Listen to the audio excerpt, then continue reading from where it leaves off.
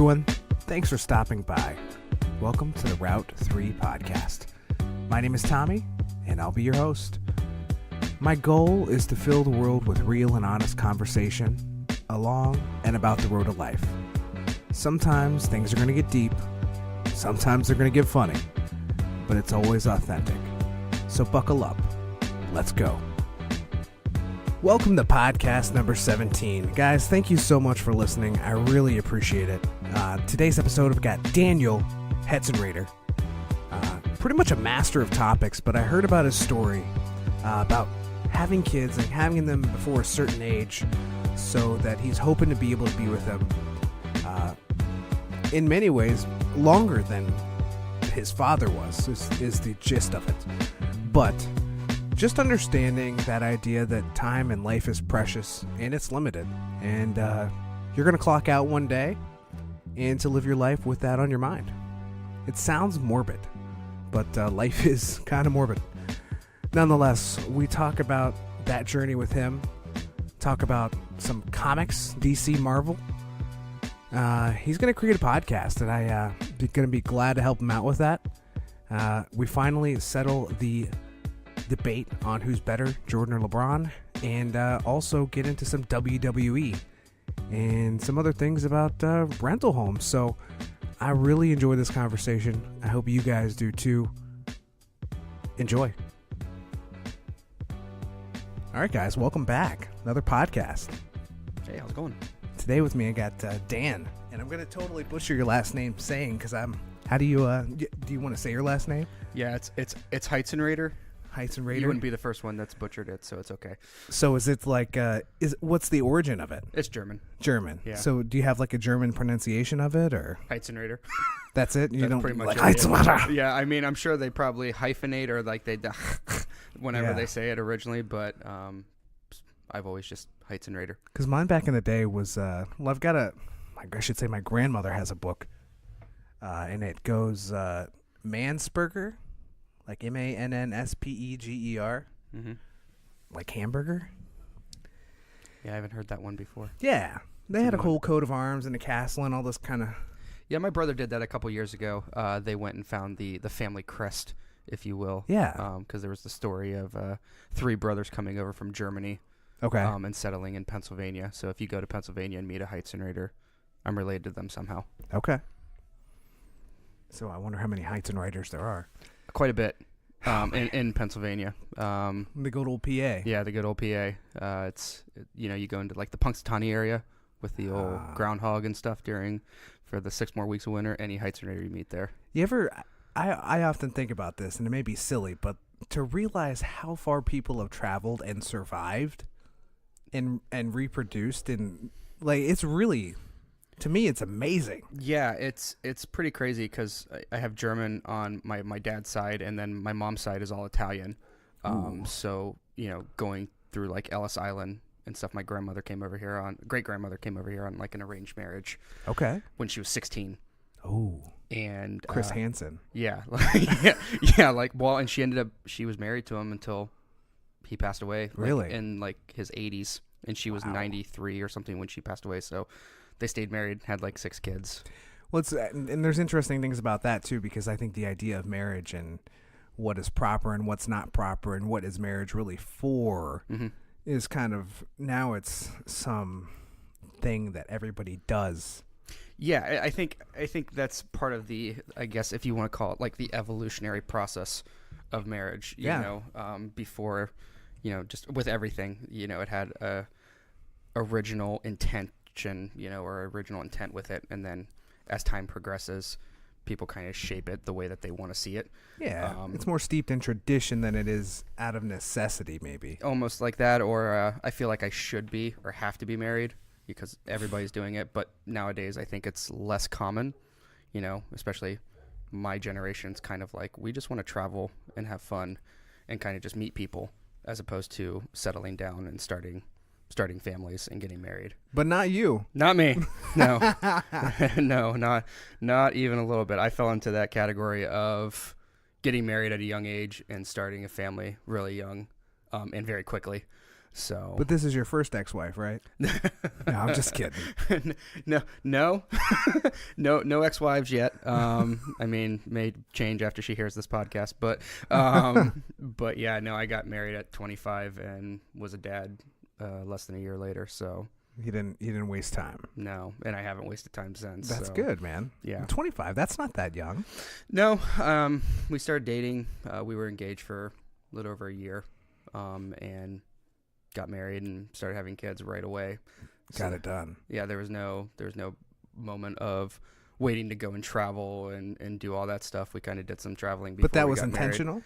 Yeah, that was intentional. Yeah, we wanted my own personal history. I lost my dad at a young age, and my parents were older when I came into the picture. And as a result, I was like, I kind of set a limit for how old I was going to be before I started having kids. How old were you when you lost your dad? I was 21. 21, okay. Yeah, my dad was 61 when he passed away. So, Okay. I kind of looked at it as once I hit 30, Yeah. we were kind of done having our own natural children. Okay. Because I wanted to have as much time with them as possible, Yeah. given the family history of health problems. Yeah. Not wanting to chance it. Sure. So, Oh, that's great. And you're on number 4. I'm on number 4. We will have 4 under 4 whenever my wife delivers. And you're not 30. And I'm not 30. Well, I turn 30 next month. Good grief. So that's why we got the 4th one in. We squeezed the 4th one in last minute before I hit 30. So that happened 21. That's all been in like 9 years for you. Mm-hmm. So, I mean, is that something that you knew as soon as that happened, that was kind of what you wanted to do? I mean, did you always know you wanted to be a dad? Yeah.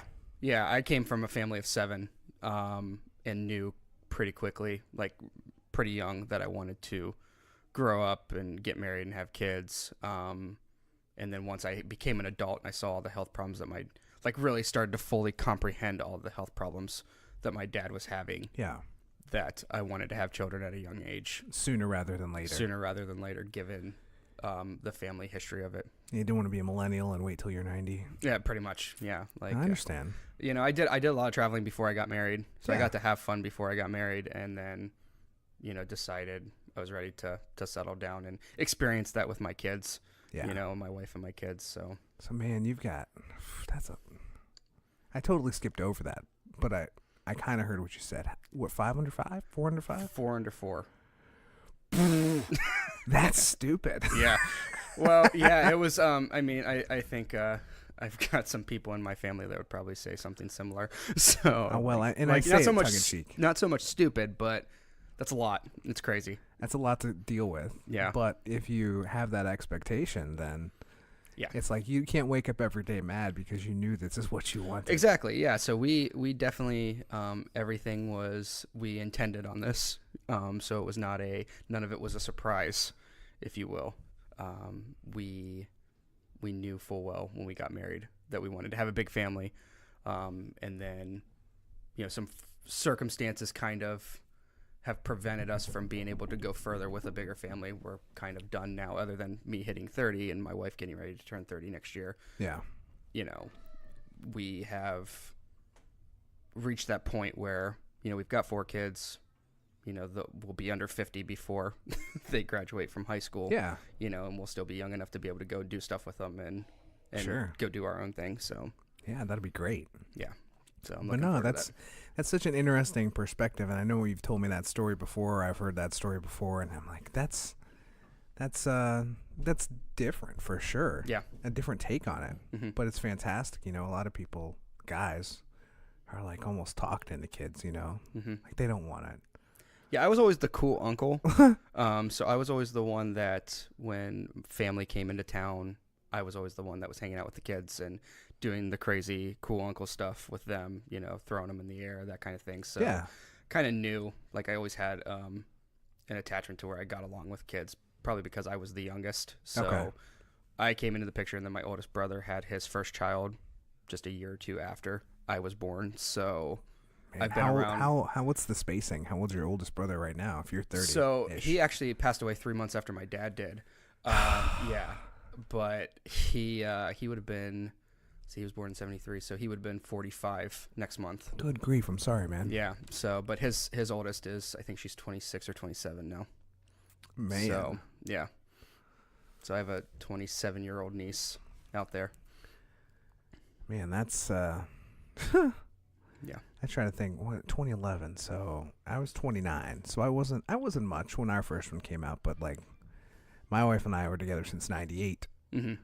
Yeah. My wife and I had only been together since. So we got married in 2014. We'd been together since the end of 2012. So got married in 2014. And we tried for 5 years, and it was really tough. And finally got one, and then we were super happy. Oh, this blessing. It is completely. Yeah. And then the next one was, my wife cried. Yeah, we had that notion of, we were told before we got married that we weren't going to be able to have kids. And that changed. Look at you now. Yeah, exactly. So we would like to have a conversation with that doctor that told us that before we ever got married. Hey, but on the other side for the doctor, I mean, he just has to go, hey, you know what? That's why they call it a practice. Yeah. And I was wrong.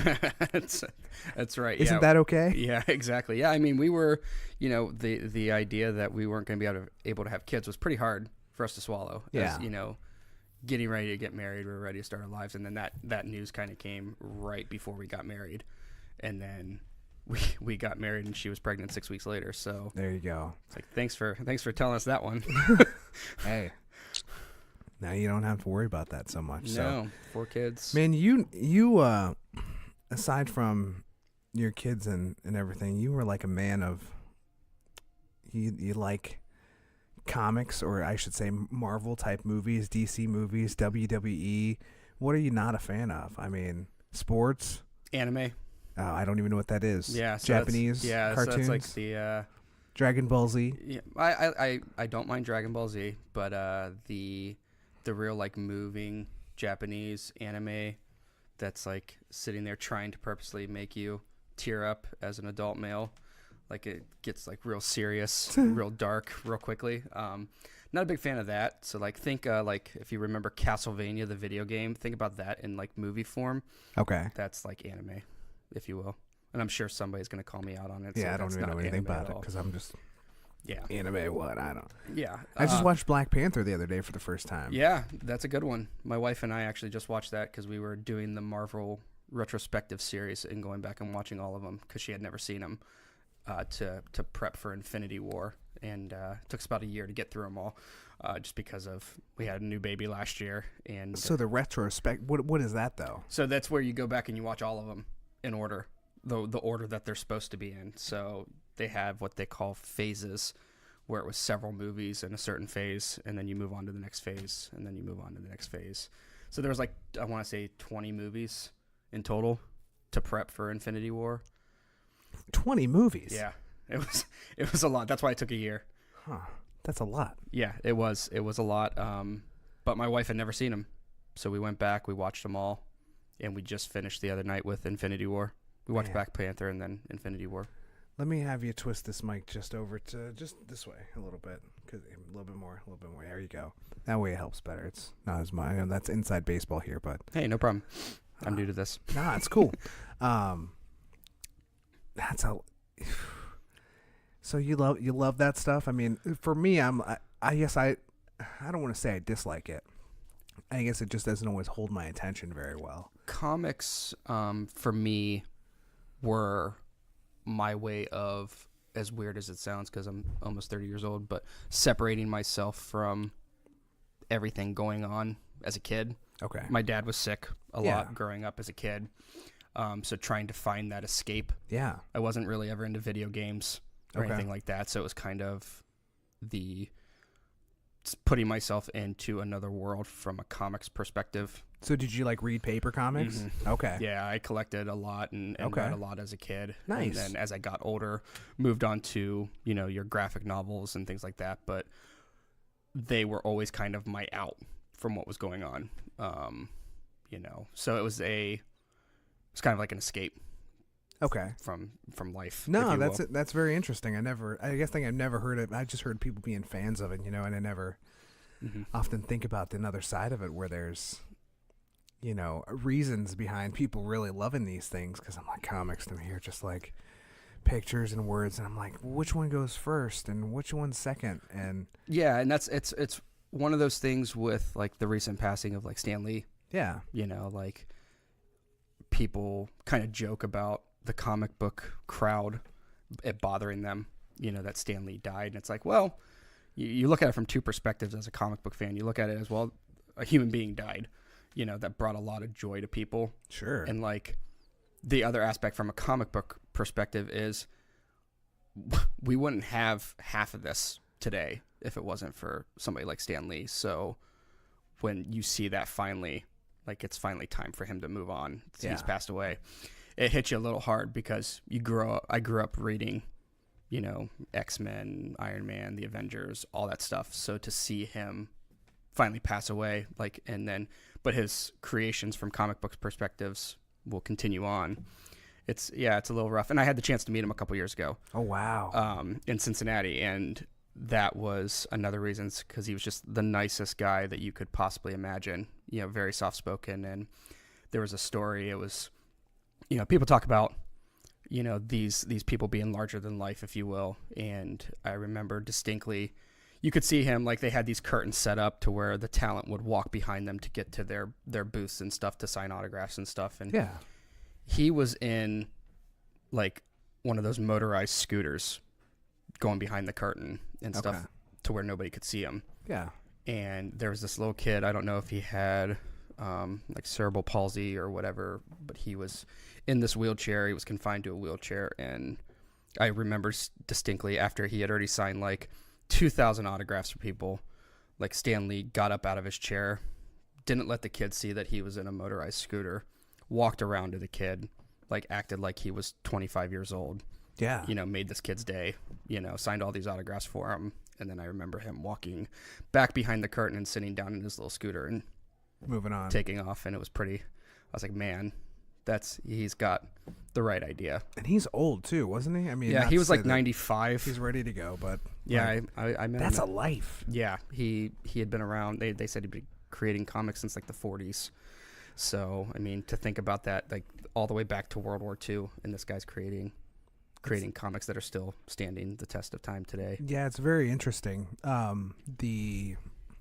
think because I'm not deep in the game, I guess you could say, that I find maybe the progression of popularity very interesting. Like he creates all this work, makes these comics, and I don't know if he sunsetted that or he stopped making or he slowed down or whatever. And then all of a sudden, it's almost like the superhero age has come upon us when they're like, oh, Batman. Yeah. People like Batman. Yeah. And more Superman. And then it just started layering on top of each other. Like, and they're like, why don't we do all these other ones again, or a remake or a new one? Well, it was crazy because a lot of it was, you know, the Christopher Nolan Batman movies that put Batman into the real world.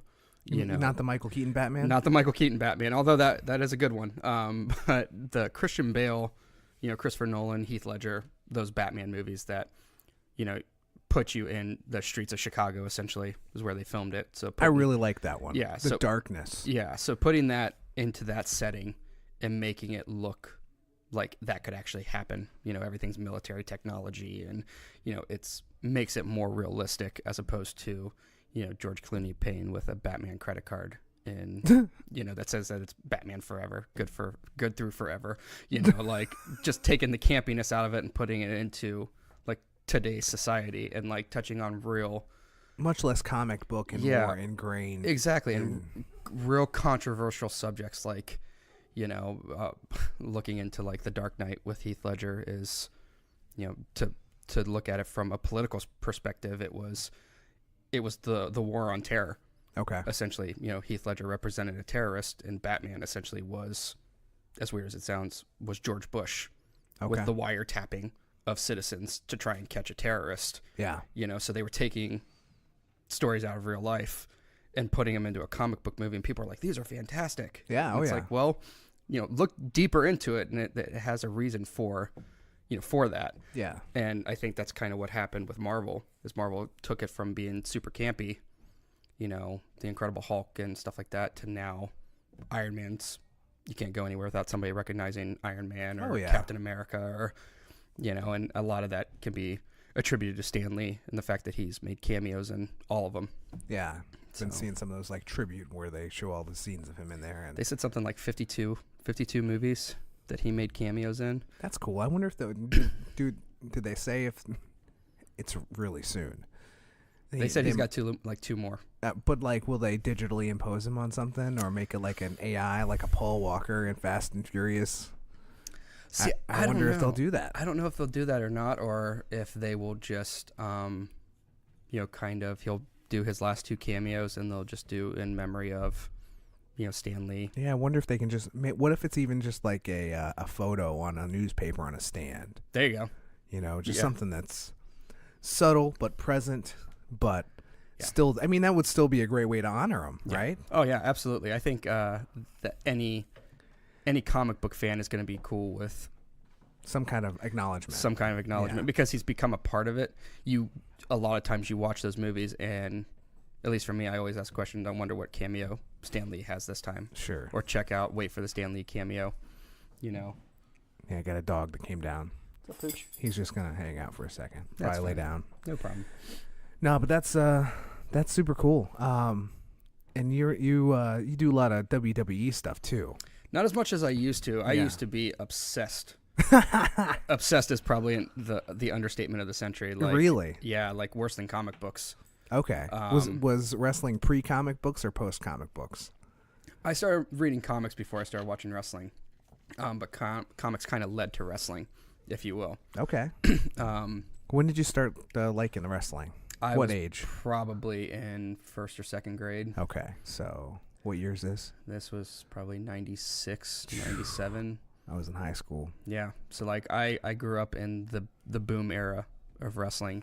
The Yeah. boom era. So like Shawn Michaels. yeah, Shawn Michaels. But you had your big popularity and explosion of wrestling in the 80s with like Hulk Hogan. Oh yeah, Macho that's Man. what I So started to follow. That's when you would have followed. Yeah, I would have, because I loved wrestling as a kid, Mhm. elementary school as well. Yeah. And because I remember going to like Blockbuster and whatever and getting like, The VHS tapes. yeah, and that got Jimmy Superfly Snuka and like these battles between Jake the Snake and Rick the Model Martel. Oh and yeah. That was Bushwhackers and that was at a period that they never thought they would experience again in wrestling, and then Stone Cold Steve Austin and The Rock showed up and it took off. took it to a whole new level where they were beating Monday Night Football in ratings. That's pretty impressive. During the late 90s. Yeah. Wow. There was 2 wrestling shows on Monday nights during the late 90s, and they were getting anywhere between like 10 to 15 million viewers a week. And that's pretty impressive because sometimes people make fun of wrestling, but Yeah. the idea that they travel from city to city There's no break. and they bring 30, 40, 50,000 fans to an event. Yeah. Like, it's not the Grateful Dead reunited No. on tour because Jerry Garcia's from the grave. I mean, this is like, it's just every night. I mean, it's a... Yeah, there is no off season in wrestling, which is crazy because your NFL, you've got 16 weeks and playoffs. But there's no drug testing either, right? In WWE, Yeah. the drug testing's pretty bad now. Like they've got They're testing? Oh yeah, Really? yeah. After the Benoit suicide, Oh, I didn't even and- know that. Yeah, after that, they went and actually hired the guy that used to do the testing for the NFL. And Because like, Brock's a lot smaller now. Yeah. But I also think Brock's Brock trying to- doesn't get tested though. Like What? they don't test part-time performers. So that's how they get around it. Is these guys that Oh. are part-time, it's only their full-time talent. Their full-time talent are getting tested, but their drug testing's pretty, Well, that's good. and it's for everybody. So like their main money guy a couple years ago got busted for something and he got suspended and they called him out on it. Who was that? Roman Reigns. Okay. So The he guy was- that just got cancer, Yep. right? Yep. He's got that... And his was just a diuretic. His wasn't even steroids that he got popped for. His was just a diuretic that he was taking, and it was on their banned substances, so they suspended him. Well, that whole idea about just drugs in general in terms of performance-enhancing drugs is it's so broad at this point. And Mhm. I think, people love to jump on this bandwagon. It's, oh, he's taking roids, man. And I'm like, well, do you really know exactly what he's taking? Yeah. Is it going to be a diuretic? Is it going to be something? There's so many. There's not one. Right. You know, it's not like everybody's taking testosterone to be superhuman. Sometimes it's... They just hear the word banned substance and they automatically think that it's steroids. Yeah, it's like everybody that's sick has AIDS. Mm-hmm. No. Right, exactly. Everybody that gets popped for quote unquote steroids, it's not always that same thing. I mean, it's anywho, but yeah, it's definitely not like in the 80s where it was cocaine and, you know, steroids were running rampant, and a lot of the guys from that golden age of wrestling, if you will. Ric Flair and Roddy Piper. Yeah. Good God, what I'd love to be just in the vicinity. I just want to observe that whole thing. Yeah, Roddy Piper, he self-admittedly was a real big partier. Yeah. And he used to take payments in cocaine. So, I mean, when he was south of the border, he would take payments in cocaine. And yeah, but nowadays the guys are more concerned about their Madden games and their video games and stuff like that, as opposed to taking steroids. And you can look and see the talent now. Sure. And they're half the size of what Not they as were big 20 years ago. Well, that's a tough thing because, gosh, those guys used to be freaking huge. Yeah. And my favorite wrestler is the Ultimate Warrior. And he passed away a couple years ago. And I could not think of a better way for somebody to go out than that guy. Yeah. And I because there was no internet, you know, everything was like in PWI magazines or whatever, where you just like find and try to get rumors. And I mean, there was always that rumor that the Ultimate Warrior died, and it was like breaking my heart. And they're like, nope, it's his twin brother. Yeah, that he actually was wearing a bodysuit. And I'm like, what? You know, as a kid, you're like so confused, and you really needed the internet. And then by the time you get the internet and you're like watching some Warrior videos, I'm like, gosh, I just want him to be a wrestler. He doesn't have to be this guy off the stage as well, but he was a pretty intense dude. Yeah, like all the way around, he was an intense guy. Yeah, like some of the interviews and stuff that he did. He was I know he and WWE made up before he died. It was weird because he got inducted into their Hall of Fame and then died 2 days later. That's crazy. Yeah, like he was on their Monday Night Raw show and then died the next day. Like, and it was the weirdest interview ever because he talked about the interview was about death. Yeah. And like passing on to the next side and this and that, and then 12 hours later he was dead. And like he had this whole, at least I watching the Hall of Fame speech, I think, and I was like, it's not like he knows he's going to die, but he's acknowledging all these passages and stages that he went through in life and just overcame, and he was so thankful for, I think, his new wife or his wife that he had at the time and the kids, and it's just like, oh man, finally. I don't know if he escaped his ego or his madness, and he finally was able to become a normal person. WWE has a history of the term never say never when it comes to their talent. People that have hated Vince McMahon and the company somehow always end up back there. Like they end up setting the egos aside. You know, Eric Bischoff, for example, tried to put him out of business back in the 90s. Like he was the guy in charge of that other wrestling program. Yeah. During the 90s and almost put WWE out of business in the 90s, and then you know, WWE ended up coming back because of Steve Austin and The Rock, and next thing you know, like Vince is calling Eric Bischoff and he's showing up on Monday Night Raw as a character. Yeah. You know, so like Vince holds a grudge it seems like he holds a grudge for a period of time, and then finally he'll make the move as far as business goes, and like, you know, this will draw numbers and this will draw money. Yeah. Oh no. And fans want to see it. I read that about Sting, and I watched that about Sting. I go down YouTube holes every once in a while where I watch like 30 or 40 like wrestling videos, and I'm like, oh yeah, Steve Borden. Yeah. Oh, what happened to him? Why wasn't he in there earlier? Why did Ric Flair come and he not come, and Hogan and all this other stuff? And yeah, I actually got the chance to meet him a couple years ago. I've met so many of those guys. Yeah. It's ridiculous. But yeah, he's a really, really cool guy. I met him and Ric Flair like simultaneous weeks. Yeah. So actually here in Columbus. Really? Yeah. Up at Tanger Outlets. I met Lex Luger once. He's a nice guy too. When he was ginormous. Yeah. At Schottenstein's. Yeah. And he signed my thing, and then I don't know what I did with it, but he's one of those tragedies that kind of had redemption in wrestling, because he ended up getting real sick after wrestling, and now he's like confined to a wheelchair. Like, it's really weird because he was like ginormous too. Mm-hmm. Yeah, and he was. And it was weird. He was talking about how he had come home from the gym and was taking a flight out west and like literally slept on his neck wrong and woke up the next morning and couldn't feel anything from the neck down. Really? Yeah. So it was pretty wild. He had something called spinal stenosis. Huh. So, but I mean, he's able to walk with a cane and stuff, but he pretty much is confined to his wheelchair. But it's weird because he was so bitter, such a bitter individual, and now he's Really, was he? I didn't even know that. Yeah, he was there the night that Miss Elizabeth died.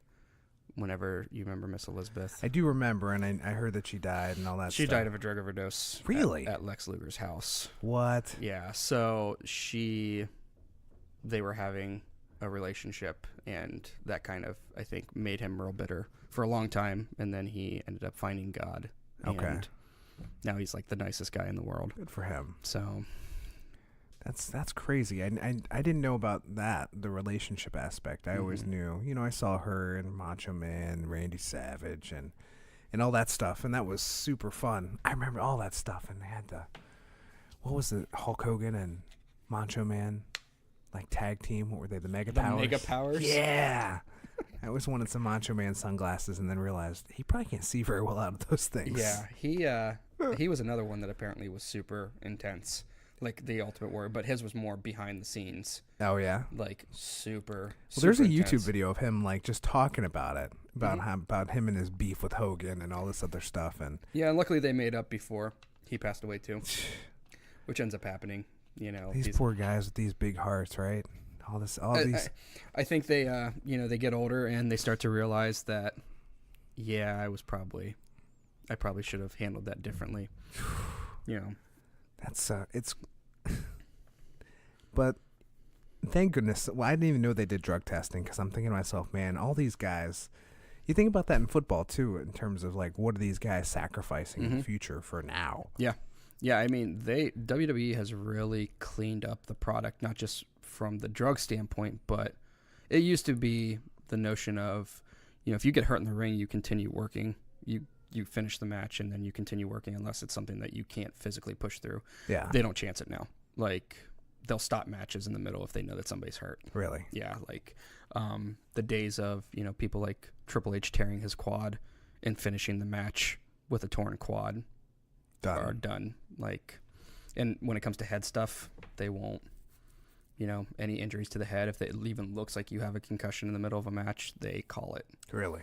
Doesn't matter who you are, just because of all the issues with CTE. And I've seen some pretty gruesome injuries. There's probably some from some YouTube videos too. Yeah.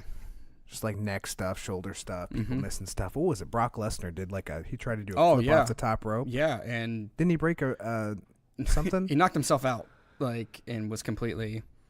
Had he not spent all those years amateur wrestling, he probably would have killed himself. Jeez. Because that was a lot of weight to be coming straight down on your chest and neck and shoulders. And luckily his traps were the size of, buses, but yeah, but he's super small too. I mean, not compared to where he was. I mean, yeah. I think that has to do with UFC though. Yeah, because they have the weight limit. I think, and even for heavyweights, they have a weight limit in UFC. 265. Yeah, I think 265 pounds. Yeah, and I think when he came into wrestling, he was like 295. Yeah, he had to cut down to that. He was a big dude. Goodness, do you watch UFC at all? I watch it occasionally. I watch for the big fights. So I watched the Khabib McGregor fight about a month ago. What did you think about that? I thought it was wrestling. I thought it was WWE. I thought the whole thing with them jumping into the ring at the end of it. Wild. That was the craziest thing I think I've ever seen at a sporting, like a legit sporting event. Sure. WWE, you see it all the time, but UFC, I was just not expecting it. And then I really thought the place was going to riot. It reminded me a lot of the Malice in the Palace? Yeah. Between the Pistons and sure. the Pacers. It was pretty wild. That was crazy. Yeah, I was just and the fact that they would not show replays of it, UFC was this is not. Well, they don't want it to be that. They enjoy that level of intensity. Obviously, they'll take the promotion, I think. Well, and I think that between that and the fact that, fans got hurt during it, fans that were in the crossfire. Well, there was the McGregor bus incident. And yeah. Did you see all the videos where they had, the where Khabib was talking to Conor in the ring, like, you want to talk now? Oh, yeah. Let's talk now. Yeah, and then there's another video of Conor going over to him at the end of one of the rounds, and he's trying to tell him it was just business. Yeah, oh, yeah. And Khabib's from, I think he's from Russia. Or not Kazakhstan. He's from, oh, goodness. But either way, yeah, they don't mess around. No. Like, they take that stuff very seriously. Like Ivan Drago, it's that situation. Yeah, it's 100%. real life, And Conor, he tries to he belongs in a WWE ring with, as much as he talks trash. Well, he has that level of that showmanship, 100%. if you will. And Khabib is just straight business. Like, to him, there's no joking around with it. And you know what? That's going to be his downfall. 100%. You think so? Yes. Because I think that he's not going to. He doesn't understand what he's in for. I just think that that's, as much as you don't want it to be. I think that the popularity that's always taken over, like people like Chuck Liddell and Tito Ortiz, those guys were a little bit. They had the little bits of fire. They were almost there, but it's these guys that are just like firecrackers, man. That's. Once they bring it to that fun level, and these are kind of like real athletes. Not to say that that's not right. It's a different form of athleticism in WWE because they're really, really fighting. They're WWE is more like stunt doubles. Yes, like professional stunt doubles, if you will, and they are true athletes as well. But Conor gets it, and that's why he's making money. He's going to make money. And he's going to fight other people, and right. But I like Conor. I like the idea with UFC, the fact that you actually get real takes from people, post-fight, or you get somebody that's humbled, or I love humble in victory, humble in defeat. Right. Even, I think Conor had tweeted or Instagrammed some long thing about the fight. Yeah. And it was interesting just to see, like, okay, he's not shit talking anymore. He's really like, okay, he's a fighter. That's what I've always noticed with Conor is that he talks so much crap before the fight and even during the fight, leading up to the bell ringing, he talks so much crap, and then whether he wins or loses, it stops. Yeah. After that. And that's if he kept talking smack, then I would not like him. Right. But the fact that he starts to acknowledge, like, okay, this was good, this sucked, it's a great fight. Yeah, and he usually shakes hands with dudes, even with Nate Diaz after I think the second fight or it's just like, you got me. Yeah, he's the constant showman. Yeah. You know what I mean? Like, in a different way. I'm not saying that he is Muhammad Ali, but he has that level of charisma. He talks trash and the charisma, but more likely than not, he backs it up usually. Or if he doesn't back it up, he at least makes it competitive. That fight was interesting to me because I really liked his take on himself afterwards. It's almost like he went in there trying to know what he has to defend, but not focusing on what he has to do to win. Right. And that's where he failed. Yeah. He was super ready to not lose the fight, but he was not super ready to win the fight. Yeah. Yeah, no, I agree. I watched it, and we just kept saying it was a very boring fight. Yes. Because it was constantly on the ground but we nothing. Got my balls are hot. That was fantastic. Like, that was like the line of the year. We're sitting there, we're watching that, and we were like, did he just really say my balls is hot? Yep. And you know what? I almost didn't laugh because I would expect him to say something like that because I had followed his Instagram for maybe the last year and a half, and I'm like, that is this guy. Yeah. Yeah, and then Joe Rogan was just hysterical during it because he's trying to hold it together. Yeah. And this guy's talking about coming on Joe Rogan's podcast and smoking pot. Yes. And, talking to him asking him about his title fight, and he's like, I got cardio I got to do. Like, I'm not ready for a title fight. And then he got a title fight. And then he got a title later. fight. Yeah, I think somebody ended up getting hurt or somebody got suspended or something like that, and they were like, we need to put something together. So, hey... Yeah, you fought last month, Derek Lewis, but go on ahead. You want to get paid? Yeah, you want to get it paid and get in there. If somebody's like, Tommy, we'll give you $1 million, but you're going to have to fight. As bad as it sounds, I think what UFC did was they basically gave Cormier someone that they knew he would beat to hold off for Lesnar so that the title got defended while they're waiting for Lesnar to come back. Because, I mean, they've already mentioned that Cormier-Lesnar is going to happen. Yeah, I think they're worried about it because apparently he just signed a new contract with WWE. I'm sure that if WWE is smart, there's no way that they won't let that fight happen because it's good enough promotion for both brands. Well, that and Dana White has already mentioned that Brock can bring the title with him because he's WWE champion right now. And Dana White said, "I'm fully okay with you wearing the title to the ring." That's cute. Yeah. So, I mean, what better publicity than the 20,000 people that are going to be there and the 2 million people that are watching at home? How good of a showman is Brock, though?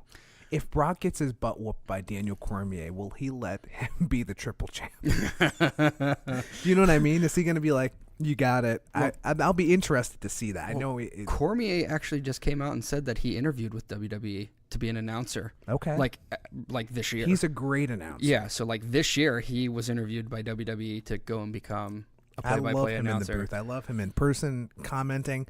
I think I knew more about him commenting before I knew more about him fighting. Yeah. Yeah, so I think that's what's going to happen is if Lesnar loses, it's going to be Cormier's going to come be an announcer for WWE and then say that I beat you in the UFC. Let's do this in the WWE, and then he's going to beat Brock for the nice. the WWE title. Is probably what will happen. Okay. but that'd be a great fight. I'd probably buy it. Yeah, I think it's going to be interesting because Brock hasn't fought in a couple years. Yeah, but he's a world-class wrestler. He's such a good ground athlete. Yeah. And he's just freakish when it comes to strength. Well, he was. He still is. I'm not saying he's weak. Yeah, no, he still gets in. Please come to my house and beat my ass. Yeah, so he still gets in the ring in WWE and throws people around. Oh, like yeah. They're 350-pound guys like they're 175 pounds. So, But I think when I saw him in the UFC, he was always trying to be something that he wasn't, which is a big, strong guy that's going to punch you really hard and try to knock you out. Because in the 265 division, that's usually it's land a haymaker. It's power. Yep. Lucky swing, lucky connect. All it takes is one. Exactly. That's why I love those. Like, I don't even know what the weight class is, but it's like a flyweight, or they're like 135 pound men, if you can call it that. And they just wail on each other for hours. Well, it's that the Khabib McGregor fight, the fight before. Oh yeah. The 150, I think it was 155. Yeah. Those dudes just beat the hell out of each other and had what's his name not broken his hand. Yep. I would have really looked forward to round 3 because that was shaping up to be. It was crazy. Yeah, because they were going off, and I was like, somebody's gonna get knocked out, and they were just kept coming and stopped. Off. Yep. So, man, but I love that stuff. Yeah, UFC is fun. I mean, WWE, I don't keep up with it as much anymore as I used to. Growing up, I wanted to be a wrestler. Okay. So I focused in high school not on wrestling, but on lifting and stuff like that. And, okay. Then when the whole Benoit murder suicide thing happened, I kind of stopped following it for a long time, and they pick it up occasionally every now and then. I got to go to WrestleMania a couple years ago, kind of my dad and I had always talked about doing that. Yeah. So it's kind of a bucket list, if you will. Sure. So my wife and I went down to Orlando, and she stayed at Disney, and I went and watched wrestling. Really? Yeah. So, but it was cool. WrestleMania. Yeah, that's their Super Bowl. So it's like it's more than just a day event, right? Do they have like a whole lead up and they literally take over a city for like a week and a half? Shows and conventions shows. Meet the people. Yeah, like they get the keys to the city. That's cool. Yeah, I mean it's like it's gotten to the point now. It's gotten so big that cities are actually bidding to have them come there and host WrestleMania because the city's economy skyrockets. Sure. For that week and a half, like I think a couple years ago it was one of I think it was Dallas or something. They brought in like $25 to $30 million in new revenue to the city in that week that they were there. It was just crazy amounts of money, because they're getting into these, football stadiums that are holding 75, 80,000 people, and they're selling them out in an hour. There's that one. Did they do Vegas outside? WrestleMania 9 with the Trojan theme. They're riding camels. There was one I saw that was recent where The Rock came out and a whole bunch of people. I think it was WrestleMania, but it looked like it was outside. Maybe I'm. They did one. And then Ronda Rousey came out and. Oh yeah, they did that in San Francisco. Outside. Yeah. In a football stadium. Yeah, the Giants, the 49ers stadium there. That in San Francisco. On video, it seems so cool. Mm-hmm. I don't know if it would have the same effect in person, but it does. It's pretty wild being there with 80,000 people. Yeah. Think of a rock concert. Well, going to a rock concert and seeing that, but it is. People are so passionate about it. Sure. And it's harder for these stadiums because the sound just goes straight up. Yeah. There's no roof for the sound to come back down on. So you're getting there, and you as a fan can hear how loud it is. Yeah. But it's sometimes harder for those guys in there apparently to hear it. But then you go to like AT&T Stadium there in Dallas, and they pack like 105,000 people in there for WrestleMania a couple years ago. Loud. And it was just ridiculous. That's I went to Ohio State Penn State game, and one of my buddies who's a Penn State fan, Ohio State lost that game. And he got sideline passes for the fourth quarter. Oh, there you go. And he said, you would not believe that the direction of the sound, it's so much louder on the field than it is in the stands because everybody's yelling down. Yeah. Yeah, I can imagine being on the sidelines for a game like that would just be ridiculous. I was so sad. Yeah. Was that at Penn State or was that here? Yes, it was at Penn State. So that was the one, 2 years ago, 3 years ago? Yeah, everybody was so nice there. It was a whiteout, and I wore a white hoodie. That was an Ohio State hoodie. I kind of wanted to blend in a little bit, but I didn't want to, I'm not a jerk Ohio State fan, so I try not to take anything too serious, but yeah, I didn't want to talk on the way home. So you took it a little more seriously. I do.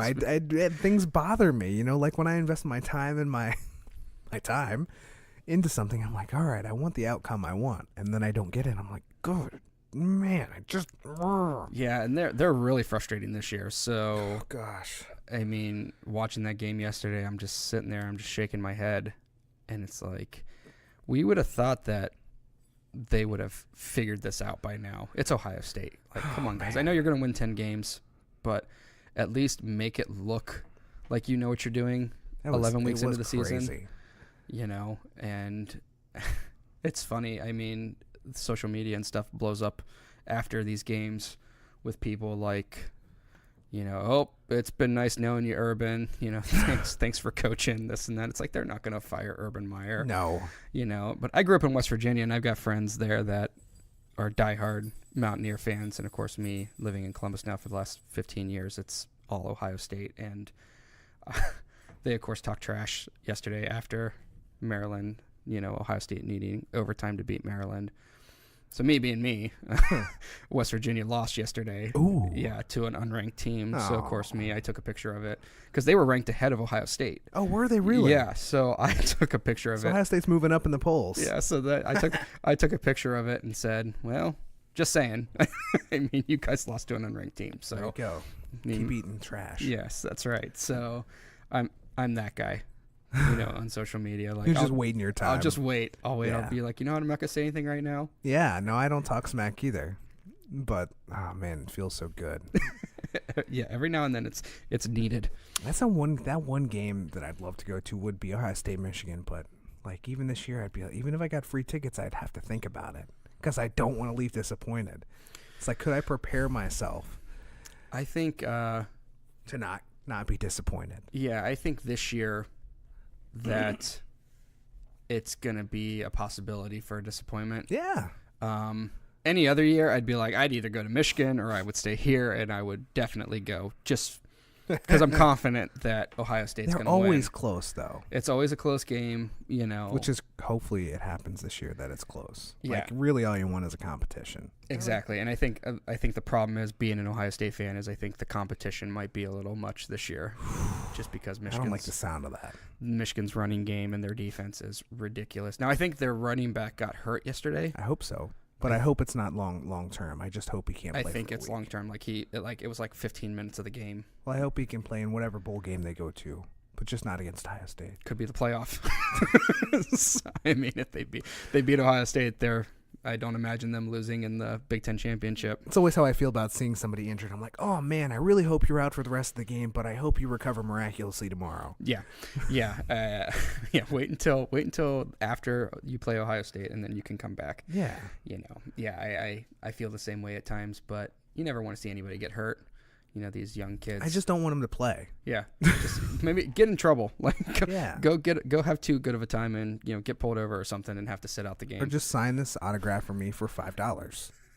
And there you go. Or I'll give you a tattoo for an autograph. There you go. That only happens and takes down head coaches. So, I mean. They take down the cover-up, man. It's always the cover-up. Always the cover-up. Which, every university is guilty of it. It's just some of them are getting caught. I mean, the whole you got to learn to be more like Hillary, delete your emails. Nobody can find them. Make sure they're on a Yahoo server. That's right. Well, I mean, when you got Russia coming in to delete them or anything like that, or man. pulling it up for you, On my prior employer, I've shared this with other people, but my recycle bin, I called it Hillary. I changed its name just in hopes that somebody somewhere would find it and go, why in the hell is this guy's recycle inbox listed as Hillary? That would have been an interesting conversation to have. Oh, yeah, I may or may not be getting emails from Hillary Clinton. I don't know. Just throw that out there. I thought it was French for dispose. Hillary. Yeah, it's the cover-ups, in all sports. But, yeah, college football seems to be really bad right now. Yeah, well, there's big money. Anytime there's money, there's going to be some kind of... There's the question for you. Do you think these guys should be getting paid? I think there's issues with that from my perspective, and the idea that how do you rate who should get paid and who shouldn't get paid, and then how much should one person get paid versus another person on the same team? I mean, do you say, hey, you're a Division I college athlete, football player, you get X amount? Don't they already get stipends? Does it just need to be a larger stipend? Well, I think in that standpoint, though, I think you should let the school decide. If you're an Ohio State or you're in Alabama or something like that, that's bringing in $70 million a year just into your football program, you can probably decipher how much you're going to pay your athletes. Your Division II schools aren't bringing in that kind of money, so it's not necessarily going to be we're paying you the same amount all around. Like Division I athletes are making the same as Division III. I think you should base it on what the school's doing. But do you pay the Division I croquet team as well? I think all college athletes in that stance, because they're being used to make stupid amounts of money, deserve something for it. But what if some of them are losing money? What if the sports are like non-profiting ventures? Then that's up to the university. You know what I mean? Like water polo. Yeah, I think that would they really cost us $50,000 a year, so we're going to need a payment from them. I think that's going to be something though that the university would have to deal with.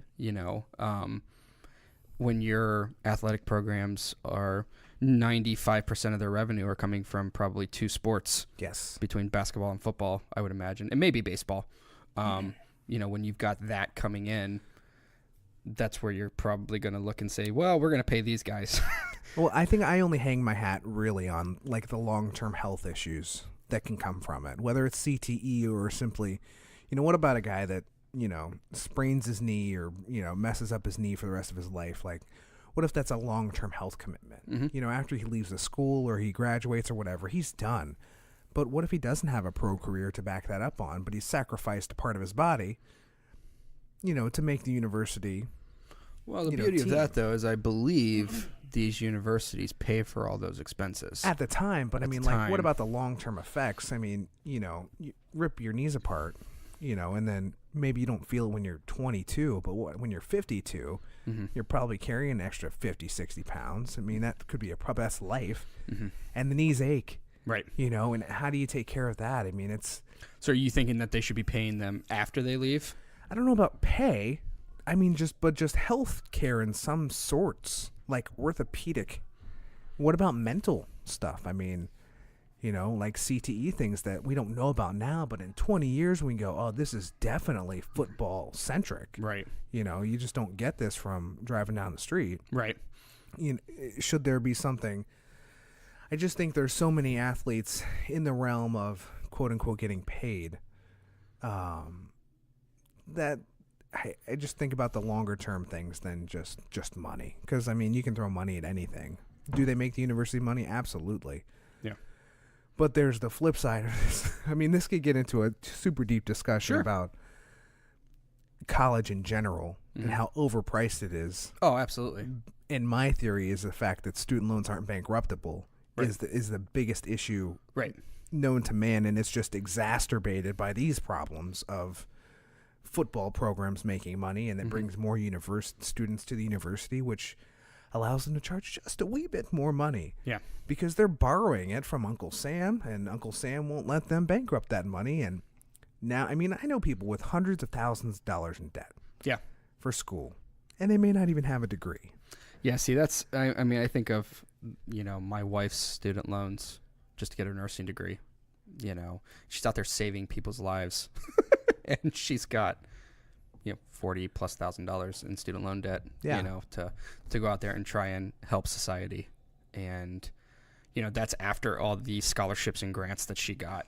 She still had to borrow and work, 30 hours a week throughout college, to pay her tuition and her room and board. And yeah, I get it. I think though with that is there's the underlying issue of college just being so ridiculously expensive for people to go to, which for me, I tried the whole college thing and I was I can get where I want to go without it. Okay.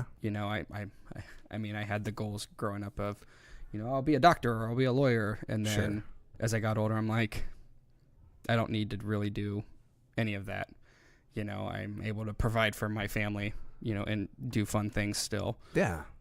Without a college degree, and I mean, it's kind of this, I think the old notion of you just need the piece of paper, I don't think is necessarily true anymore. Because I think you can go pretty far without a college degree. It's totally possible. But there's so many people that still, just like, you need to go to college. My mother-in-law is doing that to her kid right now. He's 20. Go to college, go to college, go to college. And I'm like, you don't have to go to college. Why don't you join the Navy or something? Yeah. Go there and have them pay for it. Yeah, 100%. Because I see so many people make bad decisions. And you know what? If it was a real loan for a vehicle, you know what they would do? They'd actually underwrite it. Why? Because they might default. Yeah. Yeah. They might not be able to pay it. They might go bankrupt. Well, that's the problem. You get in there and you're like, yeah, I want to be, a scientist. I want to be a biologist. And you get in there and you realize, well, me studying biology 17 hours a day is not exactly what I want to do with my life. Correct. After you've been there for a year and next thing you know, you're switching majors. You've got your biology credits covered, but you have nothing else. You've got $35,000 in student loans, and now you have to go borrow another $30,000 or $40,000 to change majors. It's a tragedy. And it really is, because at the end of the day, I mean, it's, they're just cashing the checks, and the universities literally have no vested interest in the student paying money. And, all their, not even the student paying money. It's debt that's being, collected by whomever, with the idea that it doesn't matter. We're still getting the interest on that loan. Right. Forever and ever and ever. Yep. And it's you've got, and there's no risk. Right.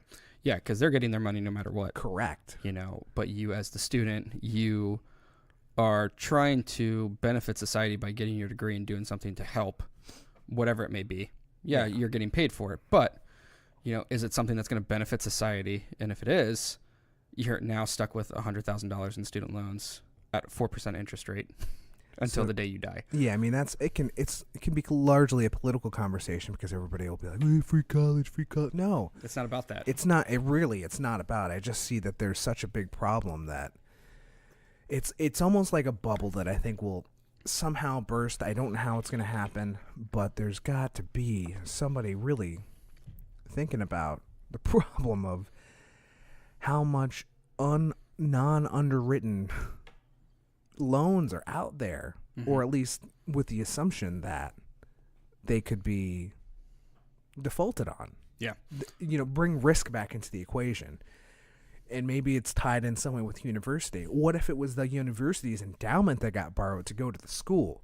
Now they have a vested interest in making sure that student is going to graduate, because if they don't, then they become a failure to the university, and now somebody could potentially go in and bankrupt and say, hey, I can't pay you that money that your degree did no good for me. Sorry about that. Goodbye. Right. And then they'd be like, oh, shit. Yeah. We've got to fix this. Yeah.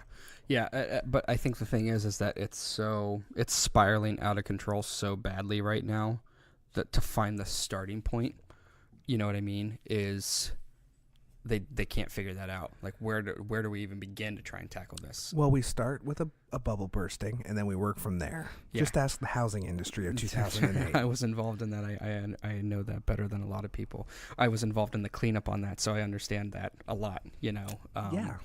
But the thing is that it's the same principle. People thought it was invincible, and they ultimately said, I borrowed zero money down, interest or a mortgage on a house at like 4% for 30 years. Yeah. No money down. Yeah.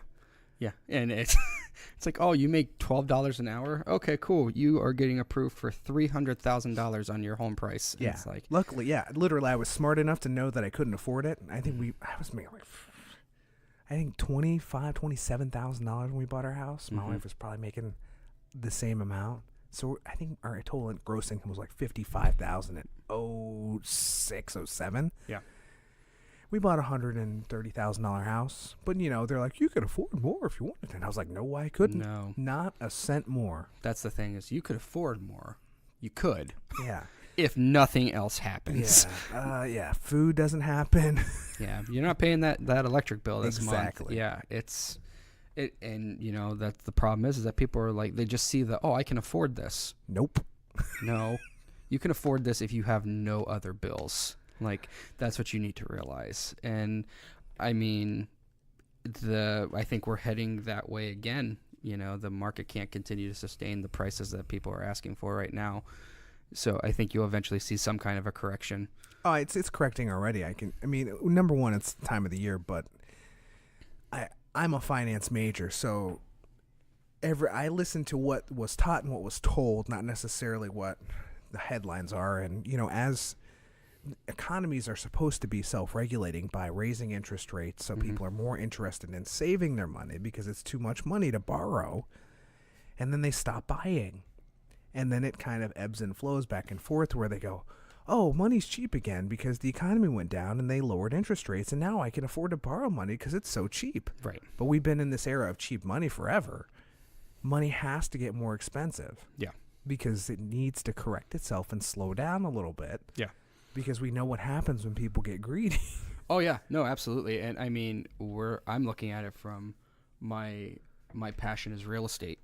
And my wife and I have talked extensively on investing in multifamily real estate. Yeah. And so that's kind of what I'm waiting for. It's starting to correct a little bit, but the prices that they're asking for, there's no money to be made. I'm going to go in the hole. It's at the peak of the market right now. Yeah, absolutely. And it's going to correct sometime. It's starting to correct a little bit. It may not drop. No, it's not going to. I don't think 08 levels. Yeah, I don't expect 08 levels again, but I think maybe, going back to when it was just coming out of the recession, in 2012, 2013, where prices were starting to come back up, but they were very, very manageable as far as the pricing goes. It depends on your location too. Exactly. We plan on buying all over the country. Like that's my goal. Okay. Is, to have enough that I don't have to work my 9 to 5. Nice. And I can focus on podcasting and buying real estate. That's all I want.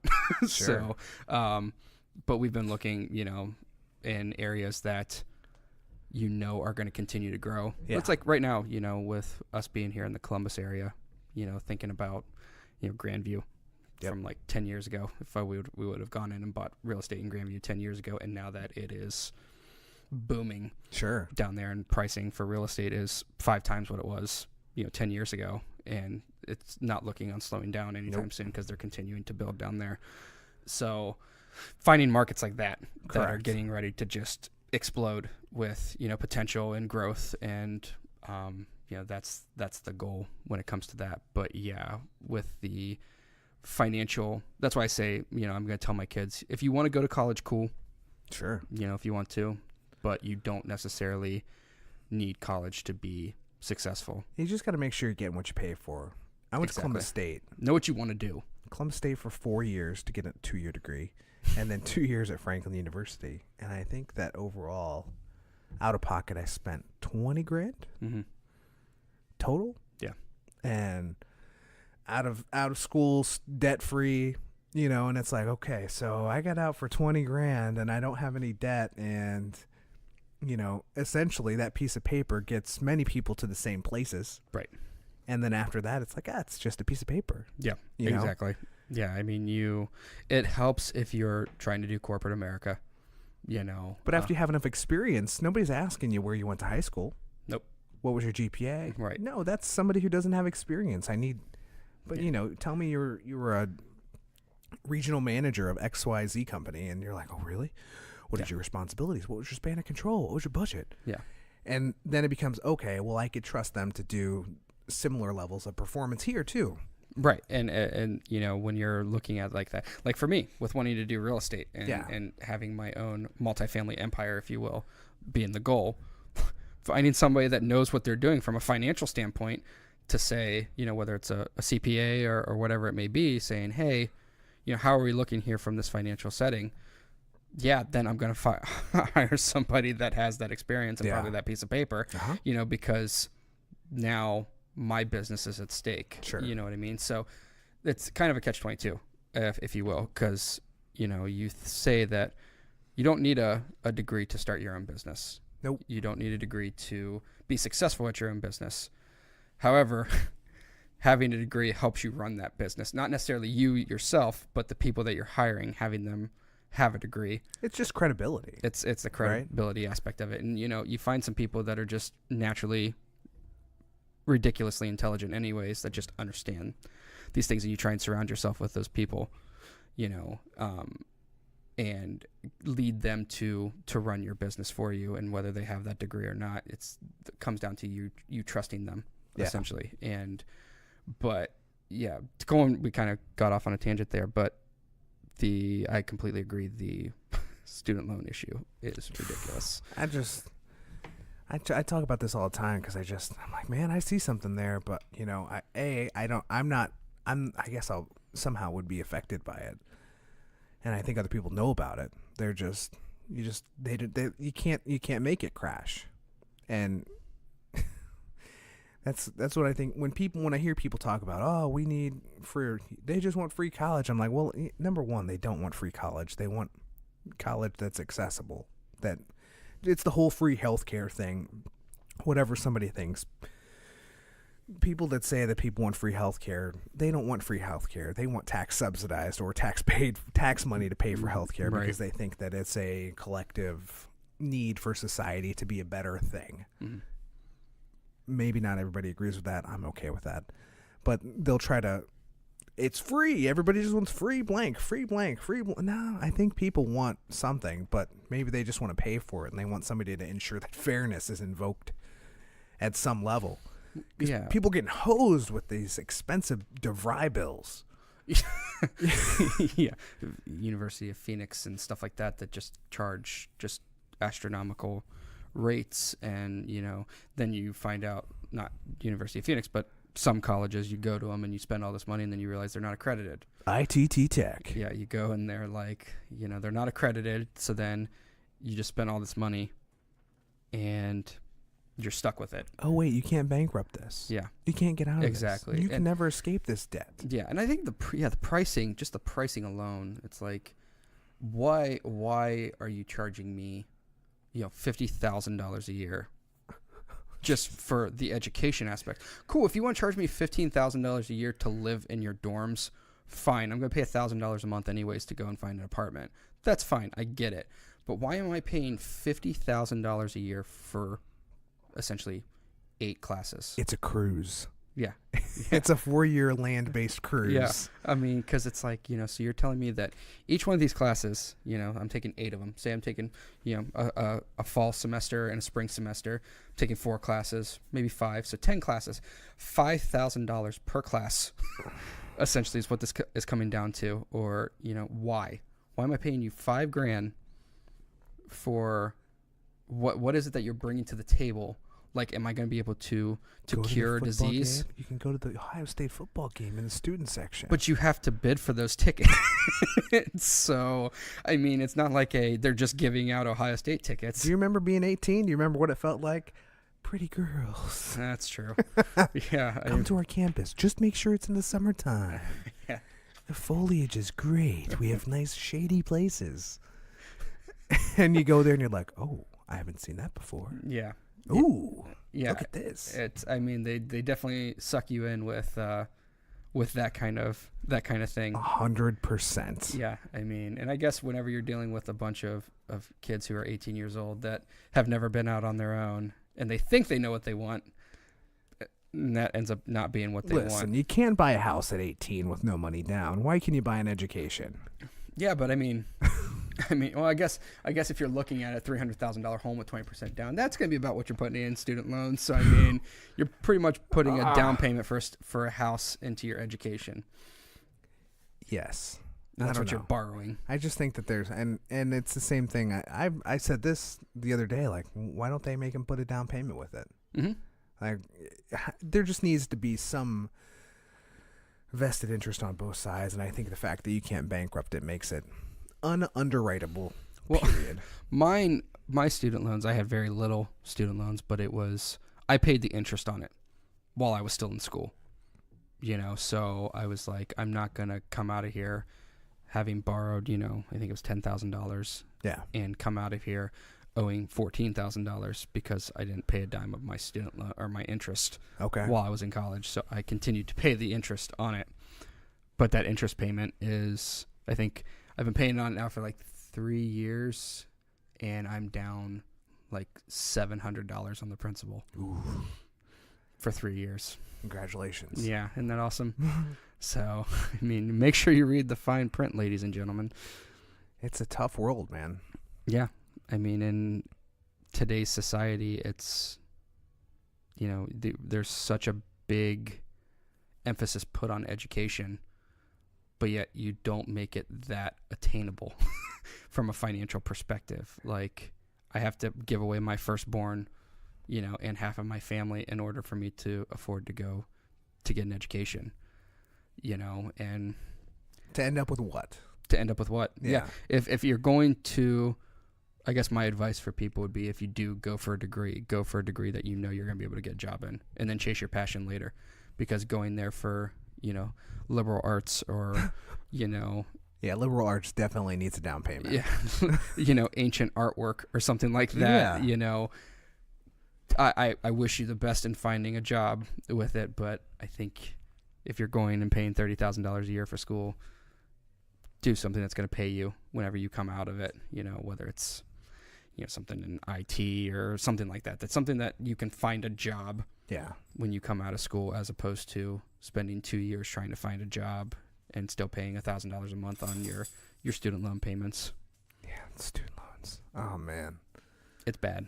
Yeah, I'm literally, every time I don't have a payment, I'm thankful because I don't have one, and I don't mean that to rub that in anybody's face, but it would literally cripple me. Yeah, mentally. Oh yeah, yeah. I mean, that's the thing. I sit here and I think about the fact that I am going to have 4 children here in the next month and a half.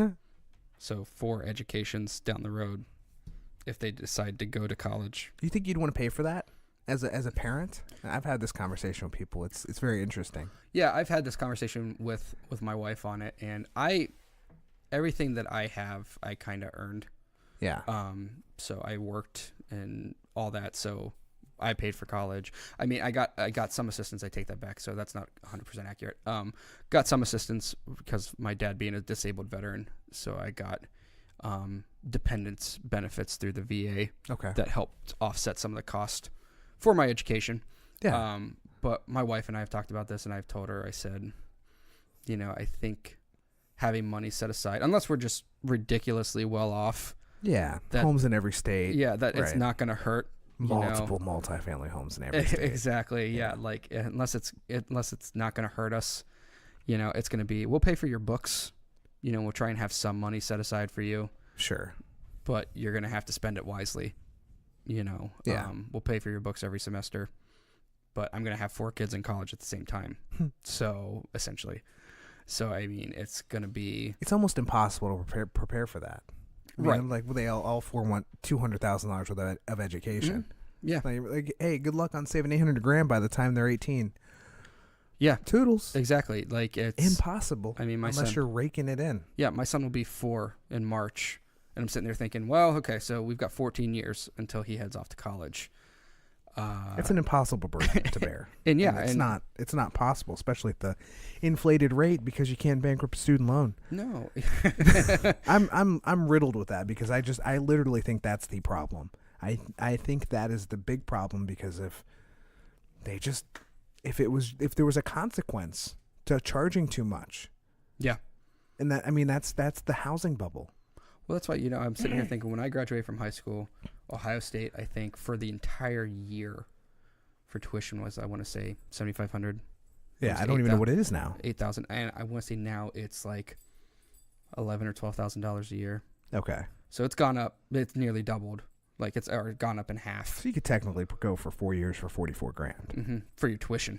That's still good. That's not bad. Live with your parents. Yeah, that's not bad. Yeah, absolutely. I'm sure nowadays mom and dads will let their kids stay with them, and I mean, we would do that with our kids. That's why I have this basement. That's right. We would tell our kids, I kind of take the same approach my dad did. It's either you work full time or you're in school. Yeah. And you can stay here without having to pay anything. So that's kind of how I would look at it, is okay, you don't want to get out on your own, or you don't want to go get your own apartment or anything like that, then you can stay here, but you either have to be in school or you have to be working, and trying to figure out what you're going to do with your life. I understand you don't want to pay $60,000 a year because of the ridiculous cost of school. Yeah. But you need to figure out something. Sure. No, I'm kind of on the mindset that I think my wife and I differ on this, which she probably won't listen to this, so it's fair. If she does, it's okay. Where I didn't have any opportunity, or no expectation that somebody was going to help me out, or I had to figure it out on my own, how I was going to do it or what I was going to do. And I want my kids to have that same thing in some way, but maybe I can give them a little bit more guidance. I want them to have that burden of you're probably going to have to pay for this. Mm-hmm. And if I'm fortunate and able and have the means to, at that point in life, to pay for it, or put half of it down, or something silly like that, pay for books. But like, I almost want them to have that burden put on their shoulders. Well, it teaches them that responsibility aspect of not getting everything. Yeah. Like, sorry. Or even if you do have the money, it's like, well, yeah, I have the money, and I'm going to pay X amount of dollars, and you're going to have to figure out creatively how to come up with the rest of this. Yeah. Just because it's going to teach you that respect of earning something on your own, essentially. Yeah, mom and dad helped you a little bit, but you spend $200,000 on your education. Mom and dad are able to help you out with like $100,000 of it, and you had to figure out the other $100,000, and get creative with it.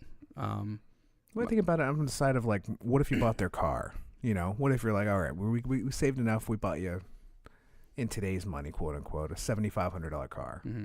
Here you go. Yeah, that's a big conversation that I've had when it comes to, I don't believe that I am buying my children a vehicle. Nice. I didn't have my parents buy me one, because I was one of 7 and they never bought any of the other kids a vehicle, so I wasn't about to get one. Yeah. But I believe that that's something when you're in high school, I will co-sign for you. Yeah. But you have to have the money to pay for it. Okay. Just because I think it teaches you that responsibility of, oh, am I going to go out and, do this with my friends or this or that? Or am I going to be responsible and realize that I have a car payment that I have to make? Sure. And I'm going to stay home. Yeah. As opposed to going out. Or if I'm going to go have dinner, eating out as opposed to eating in where I've already got groceries. Well, I've got a car payment to make. I think teaching them that responsibility. There has to be some balance, some level of. I have people that say they make their kids pay like half their car insurance or something, just so they have a vested interest in going, can't do this today, guys. I got to pay this car insurance on Friday. Yeah, and with us, wanting to invest in real estate, we've kind of looked at it as opposed to having our children get jobs at like McDonald's or Burger King when they become teenagers to buy their first vehicle. It's going to get them like their own duplex or triplex to run. Okay. And then they keep the money that's left over. So you can still focus on school. And if you're running the property correctly, you shouldn't have to spend too much time there. Sure. You know, and make just as much as what you would working 30 hours a week at McDonald's as a high school junior. You know, you're able to, but in that same sense, it's teaching you to have that business mind. Okay, so this is a physical piece of property that is mine, that my decisions are going to affect whether I'm making money on it. You know, so it's teaching you to use your brain, you know, get some of that business sense in there, and also, you know, give you that extra money, if you will, as a teenager, which is pretty important, I think, you know, to be able to go out with your friends and stuff like that. But in the same sense, mom and dad aren't paying for everything. Yeah. Oh yeah. You know, I mean, my parents didn't pay for everything for any of us kids, you know, and like I said, I was the youngest of 7. So that was a lot of kids. So my parents couldn't do that. It's a lot of kids. So they didn't plan financially responsible. Just mess around. They should have made more money if they're going to have 7 kids. Well, both of my parents were in the medical field, so that should tell you something. So if both my parents were in the medical field and they didn't buy their kids everything, they're cheap. I'm just messing around. No, they definitely weren't cheap. But so I think teaching your kids that responsibility on that, as opposed to just saying, here you go, because I don't think kids appreciate it. I think if you give your kid everything, they're not going to appreciate it. Yeah. So get them to work for it, and you know, that way they appreciate it more whenever they do finally have it. So speaking of real estate, mm-hmm. How long ago was that? It was probably 4 or 5 years ago. I was in the area near Children's Hospital, mm-hmm. and there was a claim where there was an abandoned house. It was a duplex. Mm-hmm. There was a whole bunch of older duplexes built in the early 1900s. Oh, yeah. And gas line running blew the whole thing to smithereens. And this house that I had a claim on, I just got to talking to the guy, and I was like, man, this is very interesting. He's renting these houses out. And I'm like, how do you make sure that you got the good renters? He was renovating one side while renting to this other side, which he'd already renovated that other side. Right. Prior to these people moving in. I think they were there for a couple years. And he said that he's like, well, number one, do your homework. Do your due diligence on it. Number 2, he's there every week. He mm-hmm. mows the lawn. Yeah. And he had a full-time job at a bank. Yep. He knew what was going on. He's like, you know what? I'll take care of the lawn, but he gets to check up on the place every week. Yep. Yeah, that's what you do. That is your property. Yeah. You know, and I mean, for me, I look at it as I will be stopping by at least once a week. Whether it's to mow or whether it's to just check and make sure nothing's going on. Yep. Making rounds randomly. Yep. Somebody's not, you know, getting up in the middle of the night and leaving without notifying you to let you know that they're leaving. Making sure that the people that are supposed to be staying there are staying there. Yep. And, you know, you have your homework to do. Oh, You have work to do when it comes to these properties. But, you know, it's just like anything else. You've got to really invest the time initially. And then once you get to the point where you're at a comfort zone with it, you know, you can not necessarily step back, but you know what to look for. Yeah. You know, and then if you have long-term tenants that you can trust. I think this guy was the same thing. Maybe you're kind of talking when he was like, I just want to get 10 properties. And if I can get 10 properties, I don't have to do 9 to 5. Yeah. Essentially, that's how you look at it. You look at it, you're shooting for a certain amount per door. You know, you want to make X amount of dollars per door after all your expenses. Is it 10 doors by 40 or 1,000 doors by 40? 1,000. Ooh. That's my goal, is 1,000 doors by 40. I did my research. Yeah. Yeah, that's the goal. You know, and it's going to take a lot of work. My goal is to be retired from my current 9 to 5 by the age of 36. Okay. So I've got a little over 6 years to get. I'm hoping to have a couple hundred doors by then.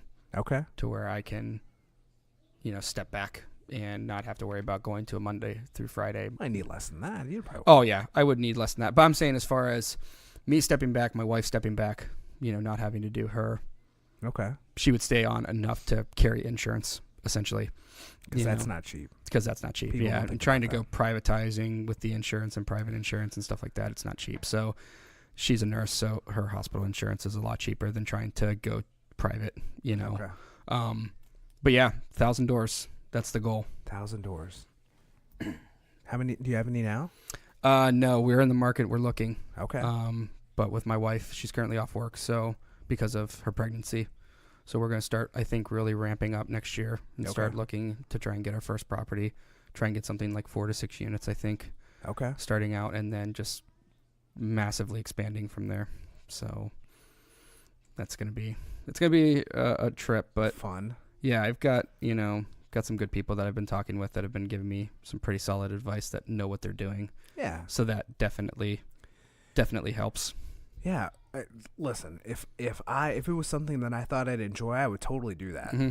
But it's one of those things where I look at that stuff and I go, I don't want to be bothered with it. It sounds sad, but it's like, yeah, one of these things in life that you got to figure out is like what floats your boat and what doesn't. Right. And high maintenance stuff, even if we don't think of it as high maintenance, mm-hmm. the possibility is like correct. Such a total turnoff for me. Yeah, and it's that's why you don't go into it blindly. Sure. Or thinking that I'm going to be a millionaire tomorrow. Yeah. It's not how I'm looking at it. I'm looking at it as I go in, I get these properties, get them managed correctly. Yep. And then, hopefully they start making some money. If they don't, we'll figure that out from there. But try and, shoot for X amount of dollars per door. But with that, you've got all the calculations and stuff before you ever make an offer. Sure. This is what I need to do. This is how do I need to increase rents? Do I need to lower expenses here? That kind of thing. So you should have all those numbers before you ever make an offer on it. So, and then, you get a couple small properties under your belt, get those up and running. They're running well for you. And then all of a sudden you just start. And even if you just broke even on those, they're still experience creators. And yeah. So, I mean, essentially, you're still looking at it. The way that I'm looking at it is you're still getting somebody else to pay for a property for you. Yep. You own the property and somebody else is paying the mortgage on it. Correct. Other than that initial down payment that you come up with. Then you can turn around and you can refinance the property that you bought and take the money that you've made out of that property and turn around and buy another property with it and just continue stacking it and stacking it. Next thing you know, you've got 250 doors or 500 doors. Yeah. Because you've been able to refinance your property. Sure, you start over from scratch again, having to pay from a beginning point again, but you've now got, property that you paid $100,000 for is now worth 140. So you've got 40 grand that you can invest into another property. And now instead of having 5 or 6 doors, you've got 12. Yeah. So you're doubling, and then you stabilize that property. Now that property that you just bought for $100,000 is now worth $170,000. So you can take that $70,000 out and buy another property and continue stacking it. And next thing you know, you've got your my multifamily empire, if you will, that I can leave to my kids. To the point where they don't have to go and spend $250,000 on college because they can, run the family business, if you will. And watch none of them want to do it. That's probably going to be what it is they're all going to be like, no, we want to go to Harvard or we want to go to Yale, or I just want to be a doctor, Dad. You just want to be a doctor. Okay, well, I will pay for your undergrad. The med school is on you. Wow. All $80,000 a year that you're going to be paying somewhere. It's not cheap. It is not. My wife works for one. Yeah. But I don't know. I don't know about his financial life. Yeah. It's something that I'm passionate about. I enjoy it. It's kind of, it's not something that I'm going into blindly. No, that's good. I mean, I've been looking into it for like almost 3 years now. So it's like kind of like what we've talked about with the podcasting. Podcasting. Yeah. It's something that I've been really doing research on and trying to surround myself with really good people. That'd be a great podcast topic.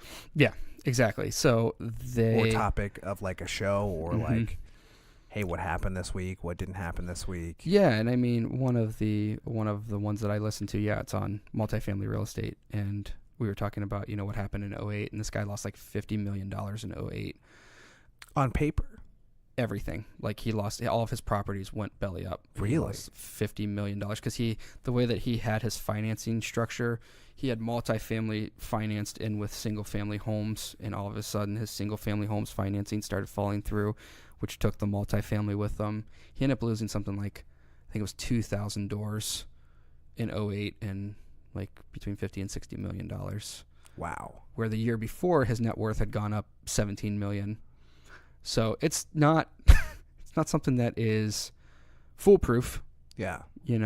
But you just got to use your head, and he talks about it all the time on his show, but it's, my wife's gotten interested in it, which has helped. Sure. So having, your spouse or significant other, vested. They don't think that you're crazy. Other people think that I'm crazy. They're like, that's just a terrible idea. And I'm just like, well, it's not your decision to make, 100%. Yeah. So, you're not the one whose money's going to be on the line here. Yeah. So let me figure that out. And, you can still say that I'm crazy here in 10 years whenever I've got 1,000 doors. And it's risky, but if it was easy, everybody would do it. Exactly. But and that's you can't just pull the trigger on it. You have to do your research with anything. You with podcasting, this with real estate, just anything in general, you have to do your research on it in order for it to be successful. So that's what I'm doing. I'm still, I look at deals all the time, try and, sit there and run the numbers on them, see if they make sense, just to kind of continue practicing with that, because that's my goal, is to get the first couple properties and then just expand from there. That sounds awesome. Yeah. It's not for me. Yeah. That's okay. That's, it's... I never try to shit on anybody else's, stuff, because I'm like, man, that sounds like challenging. And, everybody's thought of something at the same, that same way. And I'm like, I could do it. I think I could do not easy, good at it, but it takes time and diligence. And, man, I was interested in that dude it's like in a terrible neighborhood. Mm-hmm. And I was like, well, man, how's he getting good enough renters for this who want to be in this more underdeveloped, unappreciated areas? And now it's kind of coming up. Yeah, he could be in an area that is government subsidized, where the government's paying. It could be, but now it's because of all the development down there by Nationwide Children's and all that stuff, and it's like, what's going to happen in about 10, 15 years tops. Just like, what's that hot spot now? Near the west side, right by Franklinton. Mm-hmm. That place is going to blow up here. In the next 10 years, that's going to be a mecca of new hot development. Well, that's what I'm thinking. I'm thinking 33 there between Dublin and Marysville is going to just... Yeah, light up. Yep. Like a Christmas tree. Because Dublin's running out of room, and they're slowly starting to expand out that way. And it's all farmland out there. So if you can get in on the ground with that farmland and turn around and sell it to developers or whatever, you're going to make a ridiculous amount of money. For sure. But it's just getting those farmers to sell it. Yeah.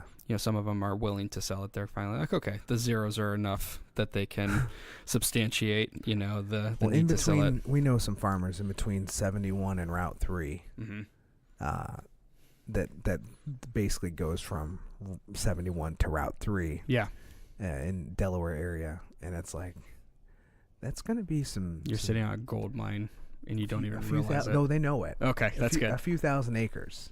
Oh. Yeah. Yeah, that's going to be... And it's like, it's so nice to go out there, though, but it's because it's so peaceful still, but it's just like, they know it. And I know that they're probably, all they're going to do is go buy some more farmland. Yeah. That's really all those people want to do is just farm. Yep. Yeah, and it's nice to still see people that have that kind of a passion for something. Yeah, okay, I'll sell you this farmland, but I'm going to just go find farmland somewhere else and buy it. Yeah. And continue to farm. Yeah. Sitting on X amount of dollars that you just paid me to, and they to could come and develop. It's possible they could do something like a sale leaseback. Like maybe they want to buy it now, and they could just, hey, we're not going to develop it for 5 years, but we want this land for future use. Yeah, and that's a good way of doing it too, because that helps the developer as well, because they're locked into that price.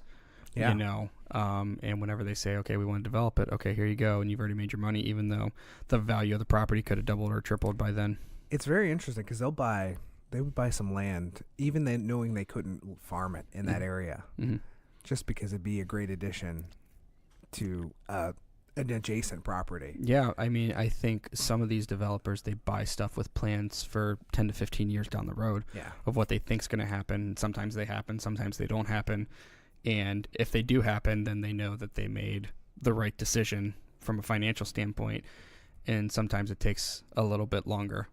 We're on an old golf course right now. Do you ever know about this golf course? No. Actually, yeah, you know what? I have. I played on this golf course at one time. Yeah.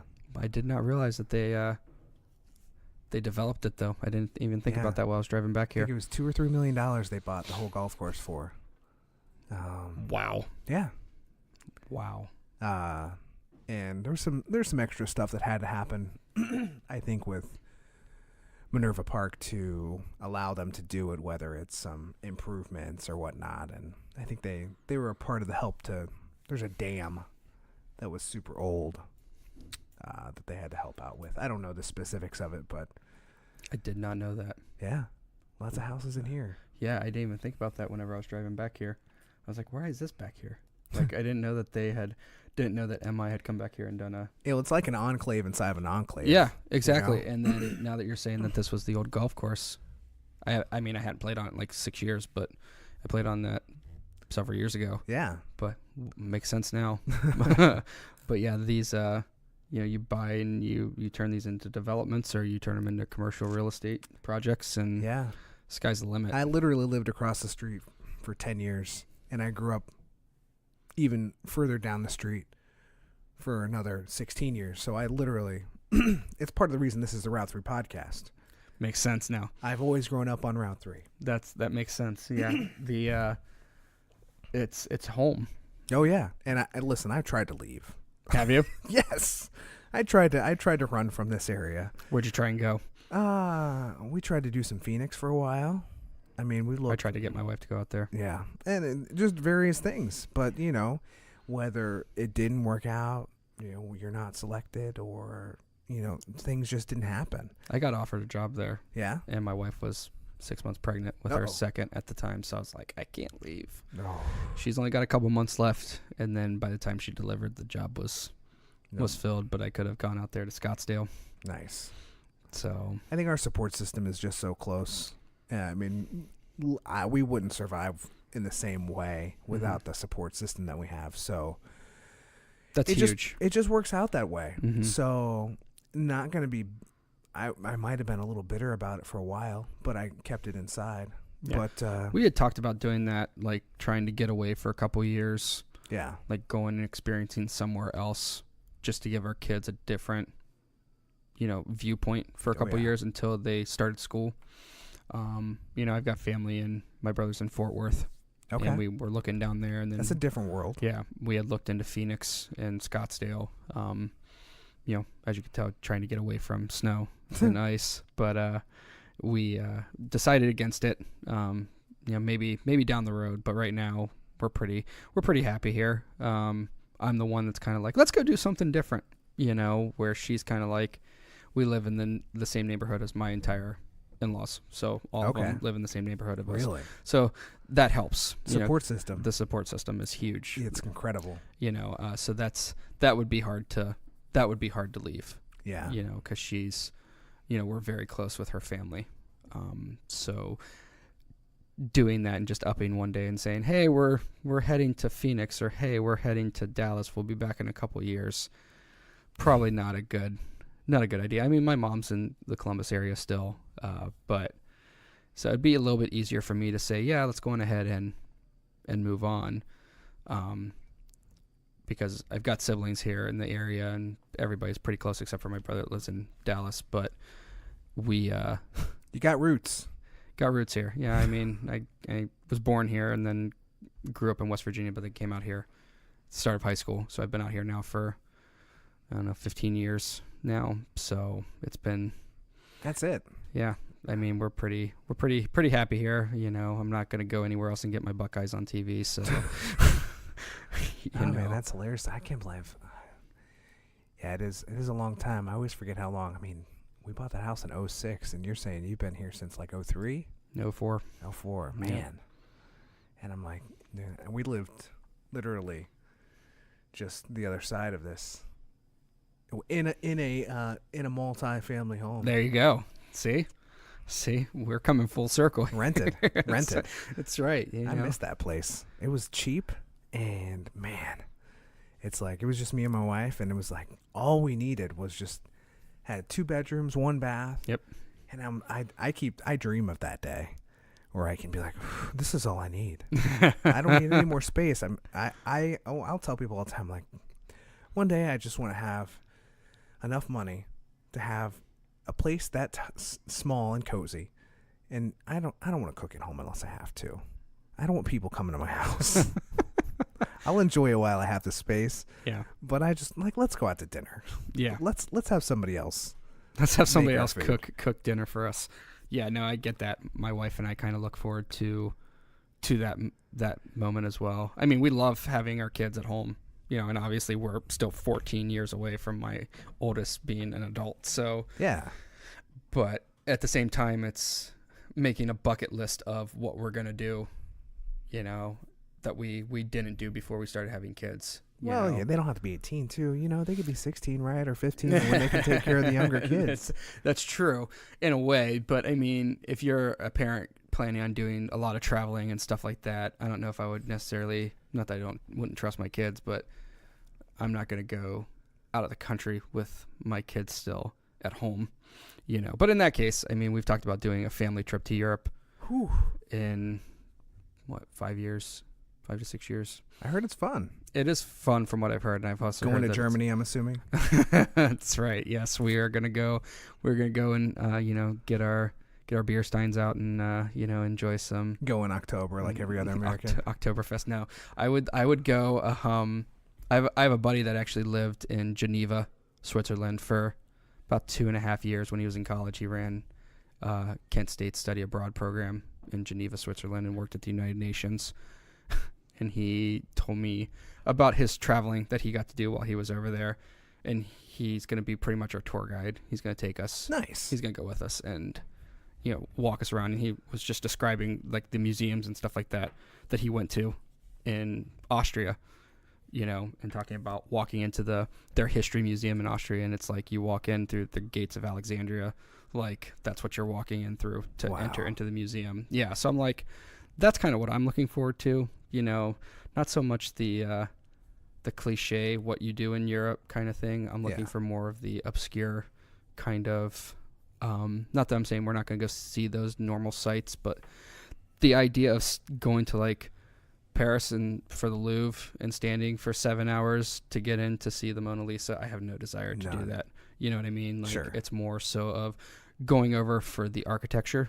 Okay. Yeah. And like the touring the cathedrals and stuff like that. That would be something that I think would be pretty awesome to do. And just being in areas where events of historical significance have happened and being there with my kids to walk them through that. That's kind of the goal. Okay. Kind of teach them on the go, if you will. No doubt. So you want to do a podcast though? Yeah, that's my goal. What do you want to think you do? What are you going to do about it? I have a couple of different ideas, but I'm going to probably start out with a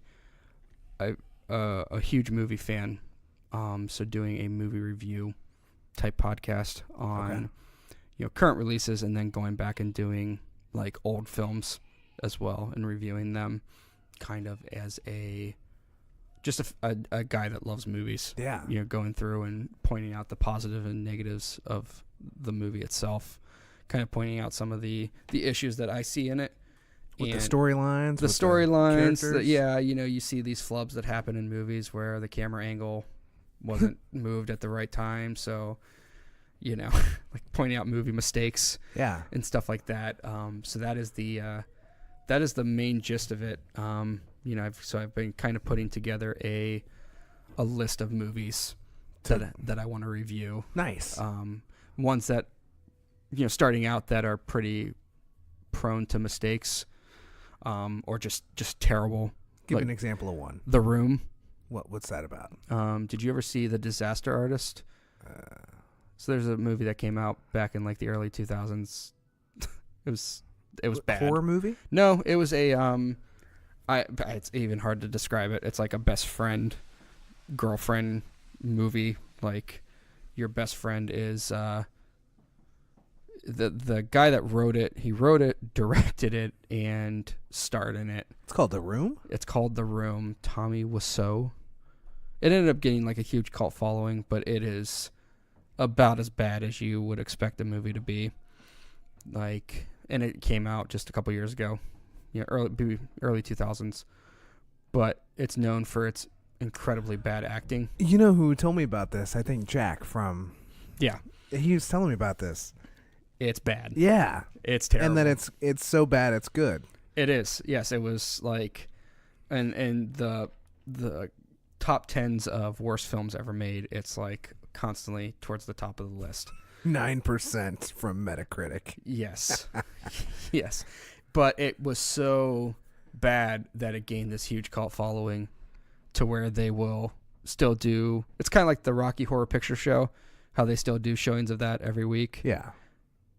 They do that. And this guy that did $1,800 at the box office. Yeah, and this guy that did it, he still shows up for these events, like, and introduces the movie, or he'll sit there with fans. But they just made a movie this past year. James Franco played the main guy, played Tommy. Really? And he got nominated for like an Academy Award for it. But it's bad. It's about as bad as you would expect. That's like, good. Think of the worst movie you've ever seen and probably multiply it by at least 10, and that's probably what you have. Man. So, yeah, if bad you can movies. if you can think of a bad movie, let me know, and I can tell you that that's probably worse. Beloved with Oprah Winfrey. Yep, worse than that. Haven't even seen it, and I can tell you it's worse than that. We watched that once, and I think it was on VHS, or maybe it was on DVD at the time. It's like 02.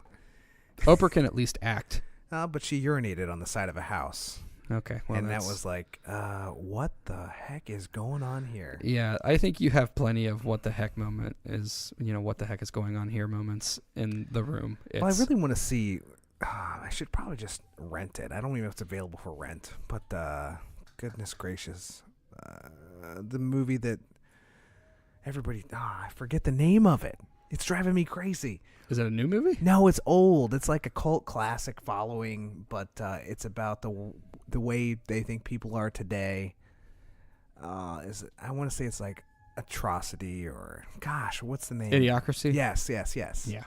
I haven't seen that. Yeah, Mike Judge. I think that was Mike Judge. And I want to see that. Yeah, that's that one I've heard is also very, very good, and it's pretty spot on for our society have you today. seen it? I have not seen it. Yeah. Sounds like a review's coming up. I think that's coming up on an anniversary date too, so that'd be a good one, because it was Mike Judge in the middle of Beavis and Butthead and King of the Hill. Okay. He made this movie. I'm pretty sure that What in the hell? Yeah, that's right. Yeah, Bobby, damn it, Bobby. Yes. It's that one I've heard is very funny. But that's not a bad movie, from what I've been told. No, I know. I've heard that's. So you just want to review bad movies? Starting out, like, I just want to just get a really bad movie. Let's go through the just train wrecks here. tear it out, like tear it a new one. That's. I mean, some of the beginning Marvel movies were really bad, like the Hulk.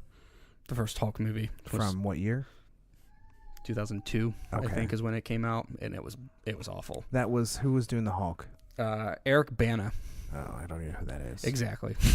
So that one was really bad. That almost killed Marvel. Ooh. Yeah, like, and that was like starting out their cinema, their movie What universe. resurrected Marvel? Iron Man? Yeah, which also resurrected Robert Downey Jr.'s career, because he had been. But not his drug habit. No, like he had quite the drug habit, and that was kind of good for him, though.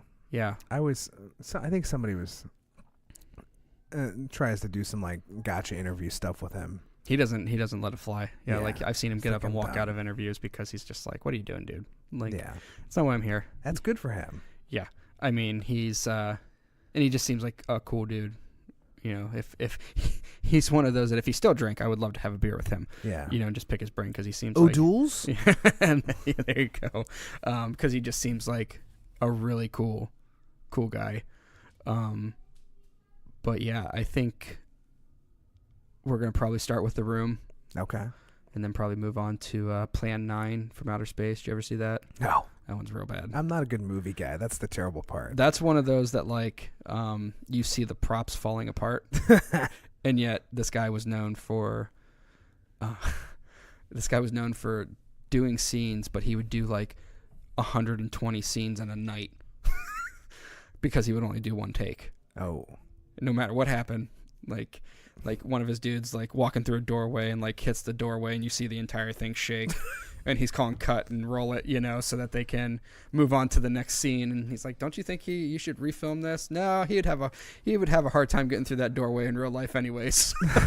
It's Bill O'Reilly. Yeah, we'll do it live. That's right. We'll do it live.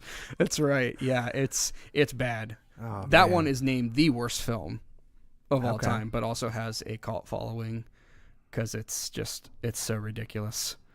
So, but yeah, I'm looking forward to it. I'm hoping to, get it off the ground here by the beginning of the year. Okay. Awesome, So, man. That's the hope. That's cool. It's exciting. I love podcasts, I think. Yeah, it's a fun. I love listening to them, and it's been one of those things I've been wanting to do for a really long time, and just did not know where to start. Oh man, it's a tough thing. It's like anything, like Mm-hmm. podcasting or buying a house or buying a duplex or Right. Well, and I'm not the most technically advanced guy, so sitting here trying to figure out how all this stuff goes together and then to edit it and all that stuff, I'm just like, yep, we'll do it live. That's right. You know what I mean? Do it live. We'll do it live. That's kind of where I feel like I will be at times because, I've got some knowledge on it, but putting it together, putting the stuff together won't be an issue. It's the editing and well, that's not that challenging. yeah. But we did just find the name of the podcast, I think. What's that? We'll do it live. We'll do it live. Yeah. There you go. I like that. Is that do you have the copyright on that already? So, I don't think I need one. that's pretty good. I like that. If he titled the book, if he wrote one, I wish he would. Gosh, man. We'll do it live. Yeah. Good old Bill. The We'll Do It Live podcast. I like that. Well, yeah, I'm not going to steal that name. It's just the name of the episode. I always try to find something unique about the episode that kind of stands out, at least to me, because it's my podcast, that I can just remember, from it. What else was I going to ask you? Okay. Favorite movie? Favorite movie? Oh, boy. Wow. That's a hard one. I would probably have to say it's weird because I have movies that are just awful that I'm like I could sit there and watch them all day every day. Okay.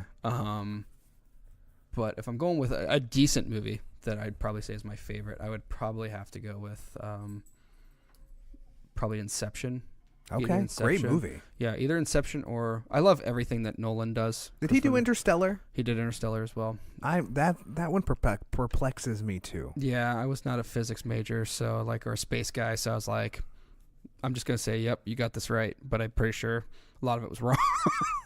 But is there a right or a wrong? Yeah, I mean, I don't know. According to the scientific community, I think he hit a few snafus there, but I mean, it was an entertaining movie. But between Inception and probably Batman Begins. Okay. Because Batman Begins, I went into it expecting absolutely nothing. Because it was the You were first. surprised by it. Yeah, because it was the first movie that they did after the Clooney nightmare. Okay. So, had a British guy playing Batman and a British guy directing it. I was like, I don't know. Don't know what's going to happen here. We're just going to wing it. Just going to enjoy it. And then I went in there and I was like blown away by it. So I was like, that's pretty interesting so that leads you to a lot of like Christopher Nolan fandom. Yeah, that ended up happening because I had never watched anything that Christopher Nolan had done. I had never seen Memento or anything like that. And now like 5 or 6 of his movies are probably in like my top 15. And I will tell people this all the time. But I'm pretty much a John Mayer fanboy. Mm-hmm. And my sister took me to a concert. And I wasn't expecting anything out of it. And I left like like, holy cow, what just happened? That changed my life. Yeah, it did. And now it's like, at least 1 out of every 5 songs I'm going to listen to during a day is probably going to be a John Mayer song. Yeah. And I'm just like, it's interesting how there's a parallel there to like just being blown away by something. Not expecting something, and then it just completely. Like, this is amazing stuff. Yeah, like, because that's one of those. Batman was my favorite comic book character growing up. Still is to this day. And well, that answers that question. Yeah. So going in to that, I wanted to see them do a good Batman movie. Did they have the what's his name do Batman? Christian Bale? No. The new Batman. What's the latest Batman? Ben Affleck? Is that out? Oh yeah, that's been out for a while. Okay. They See how good I am on movies. He's been in 2 of them. Was it terrible? So far. 2? He's been in 2. He's played Batman twice. How is he? Better than Clooney? Oh yeah. Better than Keaton? No. Ooh. No, because oddly enough, Michael Keaton is still my favorite Batman. Yeah. What? Yeah. Christian Bale is in the best Batman movies. Okay. But Michael Keaton, to me, probably because of the nostalgia aspects of it. Okay. But Michael Keaton is Batman. Like, and always will be. Wow. Yeah. He was in that speech that he gave to the college kids, which was fantastic. Exactly. That was that's my life motto. I'm going to have that just hanging up in my man cave when I get older, and it's just going to be a picture of Michael Keaton there in his cap and gown, and he's just going to say, "I'm Batman." That's fantastic. Words to live by, But, yeah, so Batman Begins was the one that did it. Nice. But then I also have just bad movies that I should have no business enjoying. What about, is National Lampoon's Christmas Vacation a bad movie? I've never seen it. Yeah. No. I think this podcast is over. Nope, I've never seen it. How have you not seen that? Do you not celebrate the National Lampoon? No. I've seen the original with Chevy Chase on the family trip to what Europe? is it? Moose World or whatever it is, or what is it? Wally World? Wally World. That's what it is. And seen that. And I was like, okay, this is funny, but I enjoy when it comes to those kind of movies, it's more like Caddyshack and stuff like that. I feel like that is way funnier than the Lampoon movies. For me, my personal opinion. Don't have anything against them.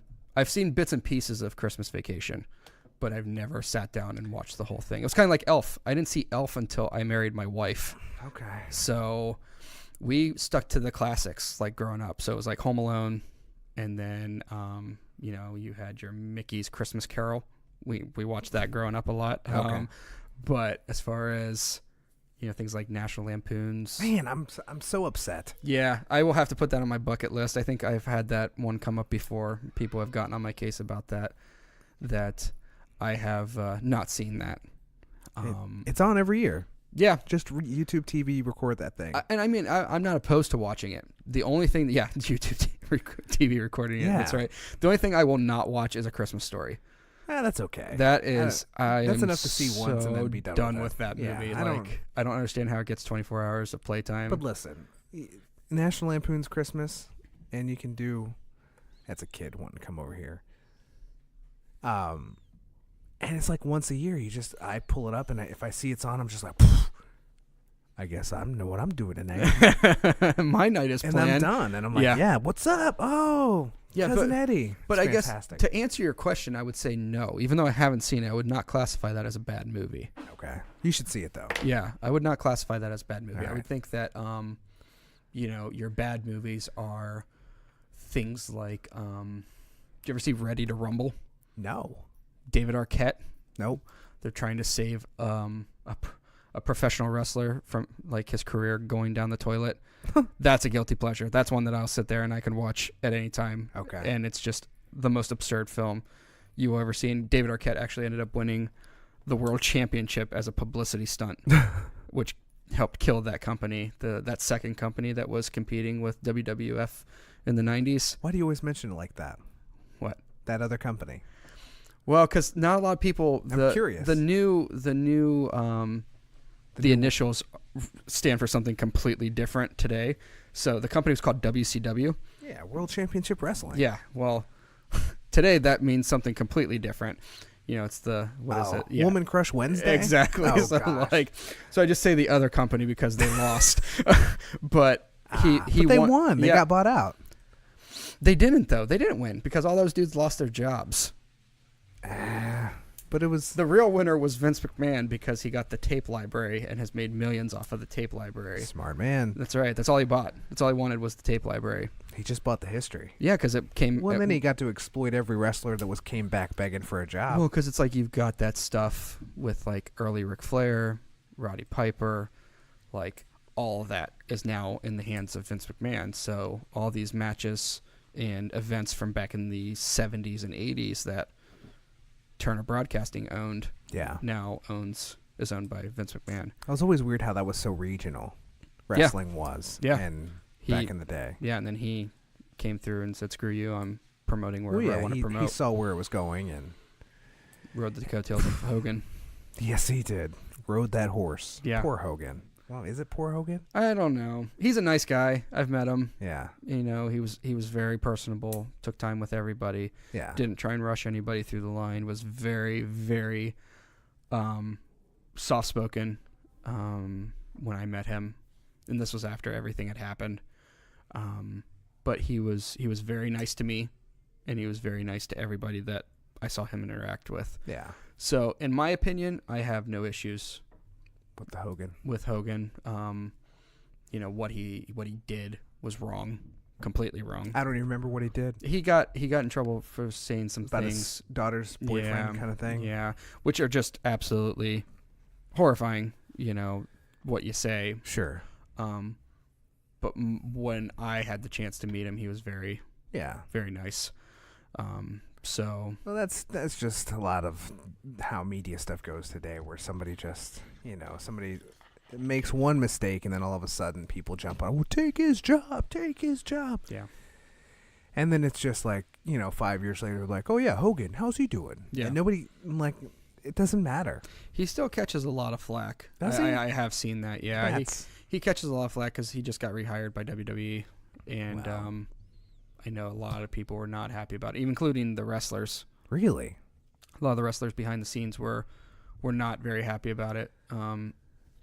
He made a public apology to all of them, but at the same time, they were not ready to move on, which, I mean, I get it, Sure. in a way, because he was viewed as the guy. Yeah. Like the shining example in wrestling, and his image has been pretty beat up over the last probably 10 to 15 years, so he's not really looked at as highly as The Rock. Yeah, people like The Rock, even Steve Austin, those guys still have really positive images in the public eye, whereas Hogan's has been pretty beat up. Greatest wrestler of all time. Greatest wrestler of all time from an in-ring standpoint or just overall? How about both? Okay, so in-ring is, I think, no question, Shawn Michaels. Okay. Hands down. Really? Yes. Why? Bell rang that guy was incredible. I'm going to go with Marty Jannetty. Marty Jannetty. That's right. You got to remember. See, Shawn Michaels put Marty Jannetty through the barbershop window. Yes, he did. I was so upset at that. Yeah, I think a lot of people were. But I've seen Shawn perform a lot. Yeah. And I know it's all scripted and it's but the dude took 4 years off from having like major back issues, had to have surgery, all this stuff. Came back and his first night in had like the match of the year. Yeah. And hadn't stepped in a ring in 4 years. Nice. And so from a in-ring standpoint, he had I think it was 7 or 8 years for match of the year, 7 or 8 years in a row. When he came back and started wrestling again, and they were all match of the year. But so I would say him as an in-ring performer, but best professional wrestler of all time or biggest professional wrestler of all time, I'd have to go with Austin. Okay. Because he was you couldn't go somewhere when I was growing up without seeing an Austin 316 shirt. Yeah. And then obviously from a popularity standpoint, I don't think anybody touches The Rock. No, Rock for president. Yeah, because that's right, 2020. But he, he's transcended wrestling, and he's opened the door for all those guys, you know, to have a career outside of wrestling and be able to do something other than I mean, wrestling. he did Hogan better than Hogan did. Oh yeah, like there's no question. I mean, the movies that The Rock are in are never going to win Academy Awards. No, you know, and he's not going to win a lot of money. Yeah, he's not going to win a Best Actor, but yeah, you're going to have a good time for 2 hours. And he seems like a nice dude, genuinely. I mean, not to say that they're not nice dudes. I know one thing about Shawn Michaels that I fell down the YouTube hole on was, and I don't think I saw it live, but like you catch it, and you catch some moments in sports and even scripted sports where you're just I was like, was that planned? Was that not planned? But when he was facing Ric Flair and he was like it was his last match, or he's gonna I'm sorry, I love you. Yeah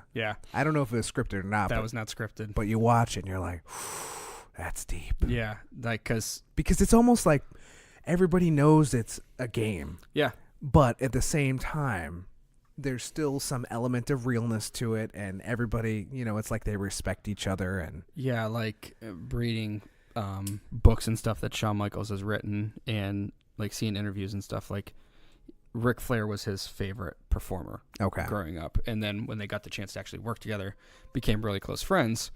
And there's pictures of Shawn Michaels dressed up like Ric Flair, really, like when he's first starting into wrestling.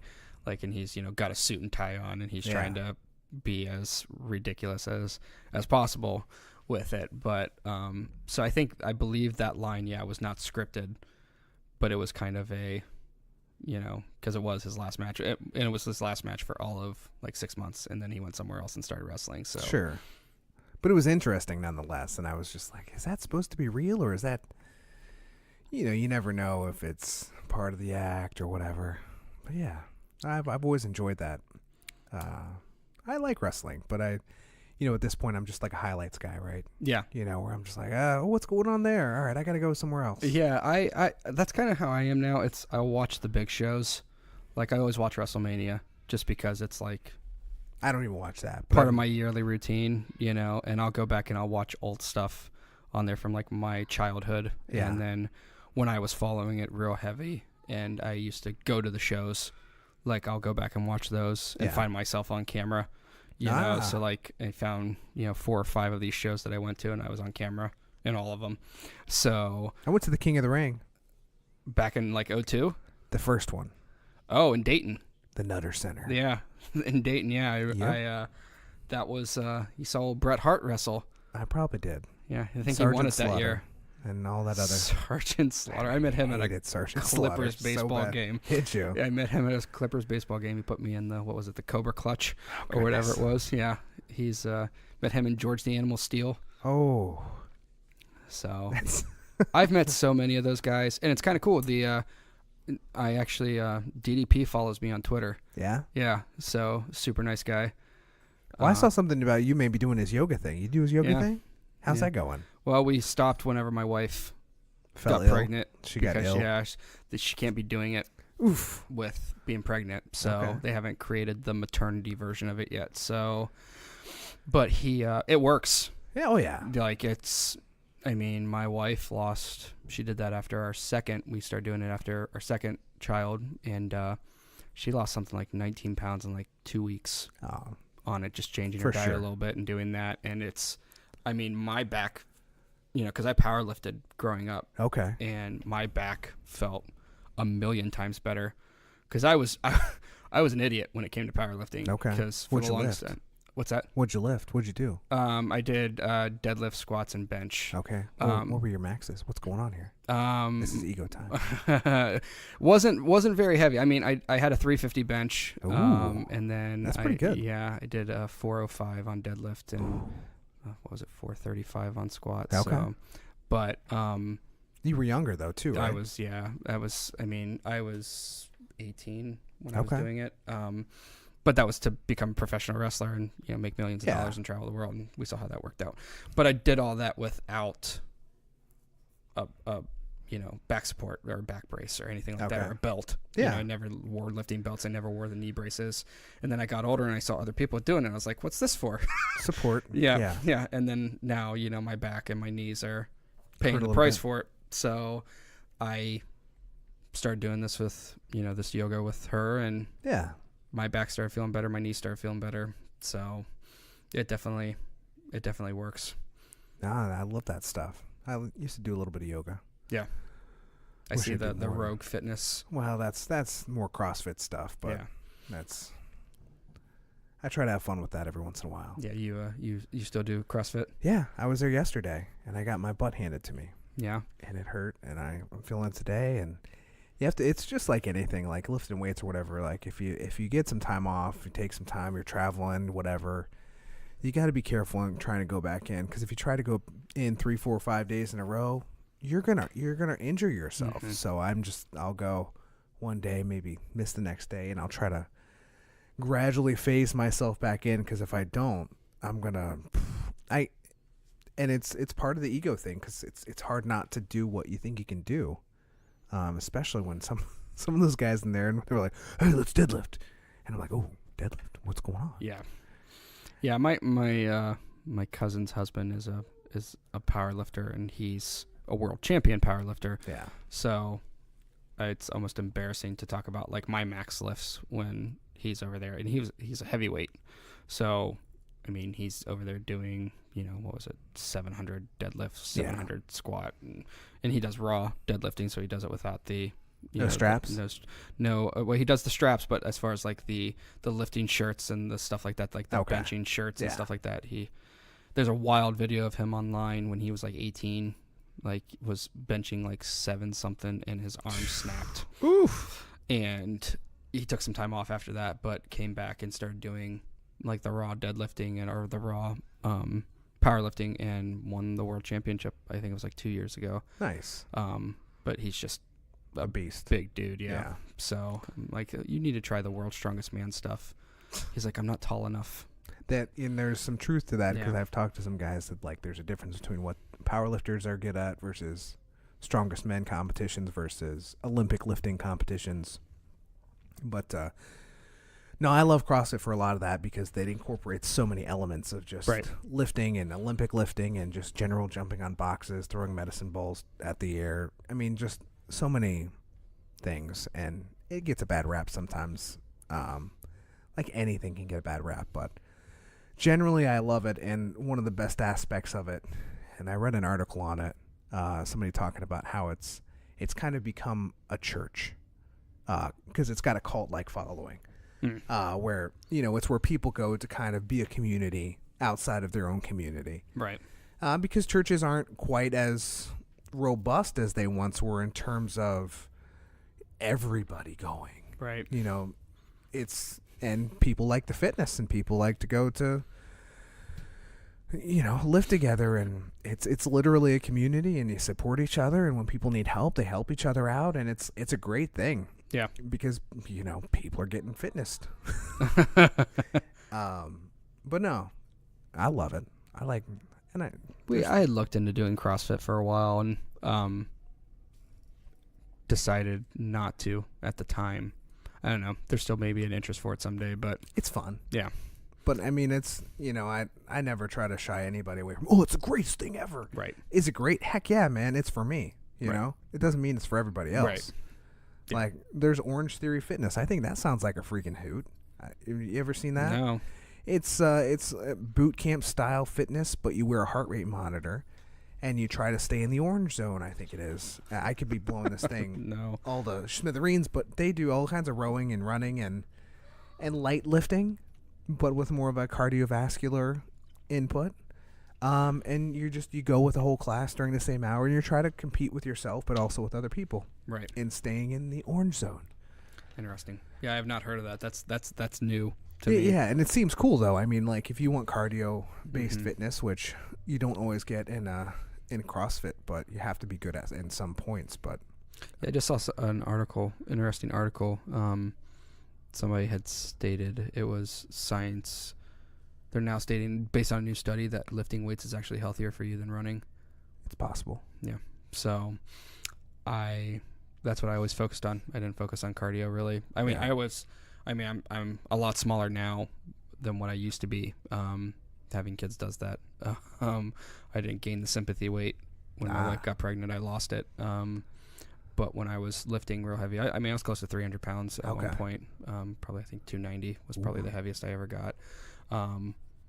But yeah, I mean, for me, I've always just had this obsession with the strength. Yeah. You know, and then as I got older, I kind of fell away from it, and then got, you know, life kind of just, you know, getting married, having kids, trying to make time for it. I still try and do occasional lifting and stuff like that, but it's nothing like, you know, the 5 to 6 days that I used to spend. Just lift a weight. I mean, even if I think about it all the time, just getting like 225, 245 plates and a bar, and just going, because once you learn CrossFit and you learn all these movements, like you can literally have a bar down here and in a room and just go, okay, so I can. You could literally just take 2 plates off and just squat 135 for 50 times. How's that feel? That's still weightlifting. Oh yeah, you know, and that's do presses with that. Do deadlift with 225, but do it 50 times instead of trying to do 400 once. Right. I mean, you're still gonna get that same level of, maybe not the same level of impact, but I joke with, and I don't joke with people. I tell people all the time, because I got 505 on a deadlift once. And then people were like, oh man, it's Tommy did 500 on the deadlift. And people laugh because they're like, he looks round, but he's strong. You know, and it's funny. But at the same time, and squat 425. And I could probably do more, but I'm like, listen, it's fun and I love doing it, but I don't want my ego to become so attached to a number. Yeah. That I'm going to injure myself. Yeah, I always worried about that. That's why squats, I never messed around with. Yeah. Like, I mean, I would do them. I would mostly do leg press. You know, I did squats and stuff like that, but I never really was wanting to just go ridiculously high, because I was always worried about, bending wrong or blowing something out, or, you know, blowing my back out trying to come up, you know. So I would never chance the squats. I would always chance it on leg press. I felt more comfortable feeling like I would. Not me. Yeah, and I did a lot of weight on leg press, but I would not chance that on squats. I was like, I've seen too many videos of somebody thinking they're going down right, and then they tweak the knee, and it just... Yeah, fear's a big thing. But I just don't want to get hurt. I don't want to tear anything. Well, now now that I'm, you know, pushing 30, I'm like, my heavy lifting days are done. Like, it's not there anymore. You know, I have no desire to try and see if I can get 400 on bench press. You know, I was happy with the number that I got, and you know, I'm kind of good from there. I understand. You know, for sure. My dog kind of blends into the carpet. I know. Yeah, I was gonna say it looked like you had a lump there on the carpet, but it's your dog there. All right, so I ask you those top hitting questions. I was trying to roll this out and finish it up with some like hot hitting questions. Sure. Do you think it's appropriate to eat lunch in a bathroom? No. Perfect. But if you ask some people we work with, they might say differently. I don't know. I don't know what you mean.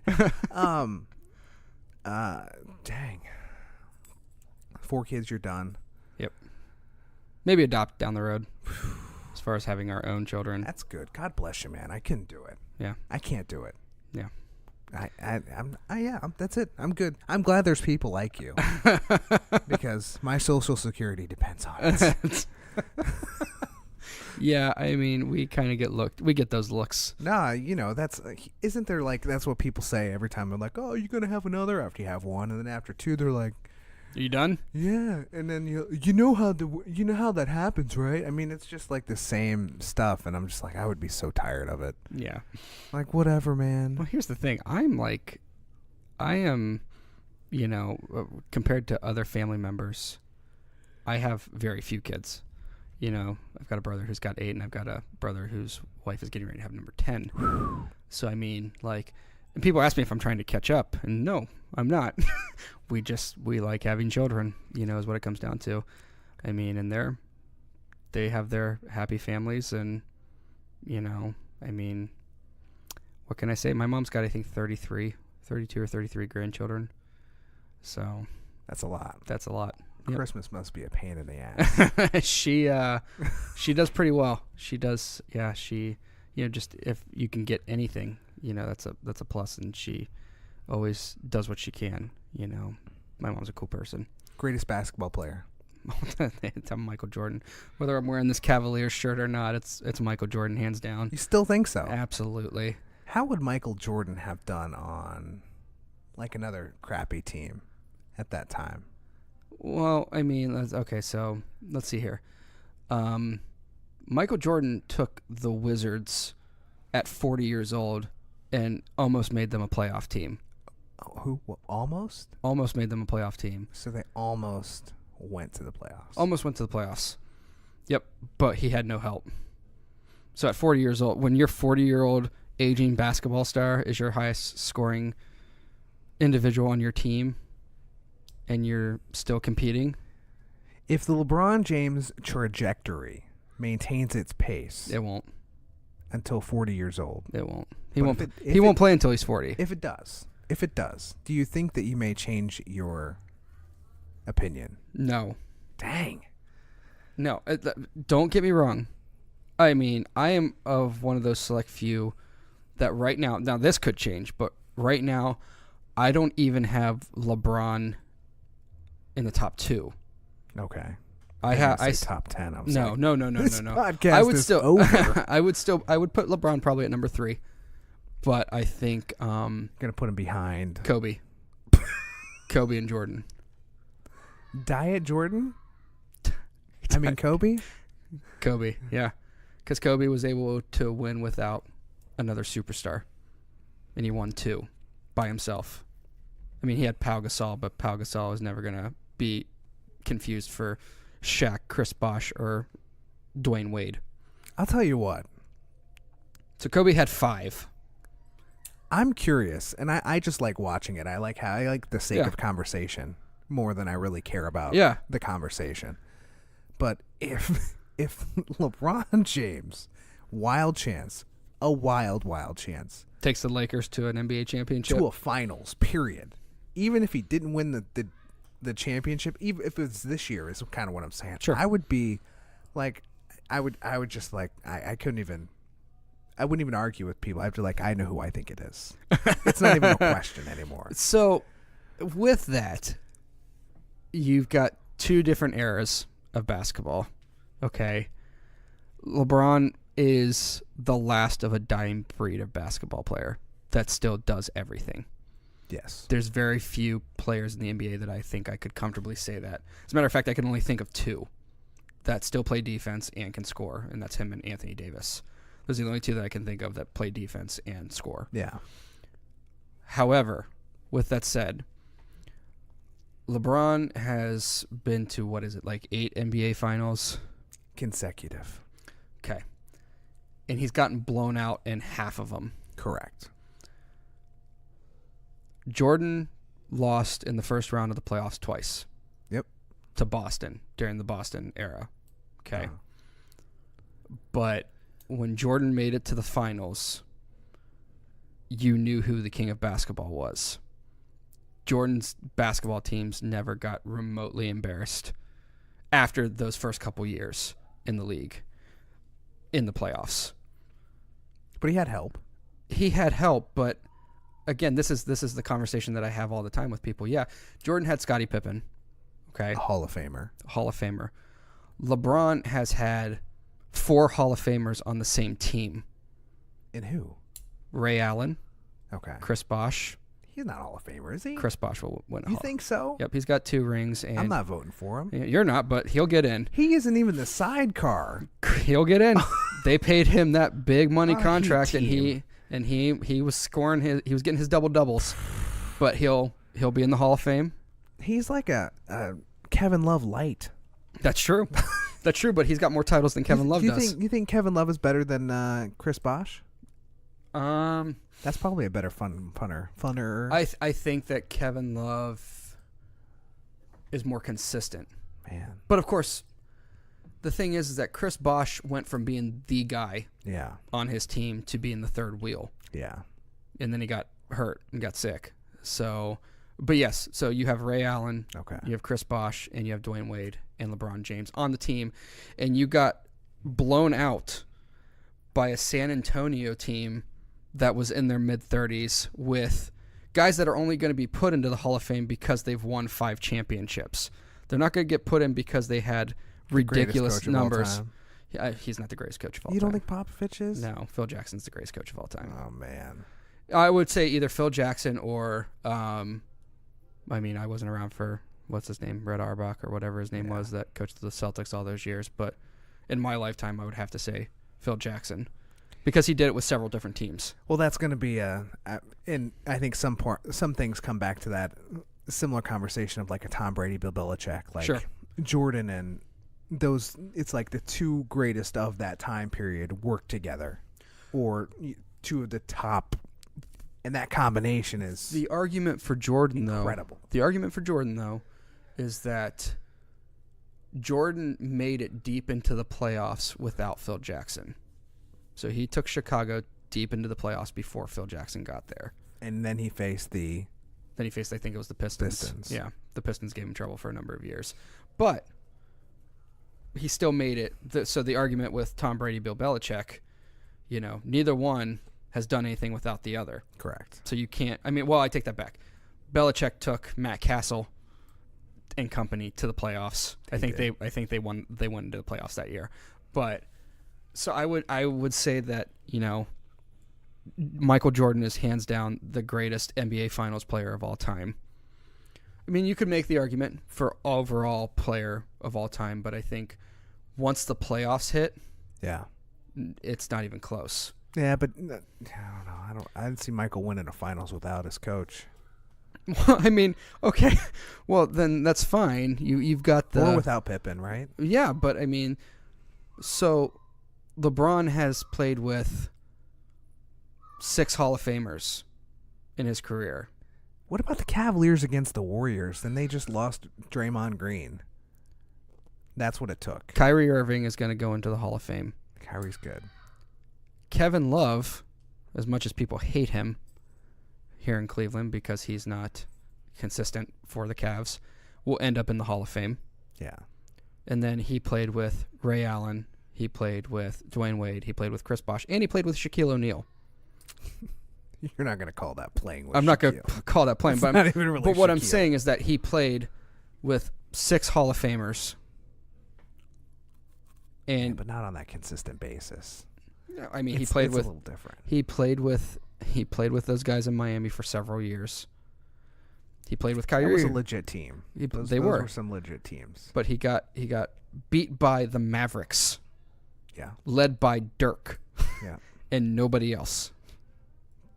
A Hall of Fame player. That's right. That's right. So does this mean Dirk is greater than LeBron because Dirk was able to take a team by himself to the NBA Finals and beat arguably the most stacked team at that time? I'm going to put Dirk ahead of LeBron for sure. But in that same sense, so it's a fun conversation. I think it is. You'll never know. No, you won't.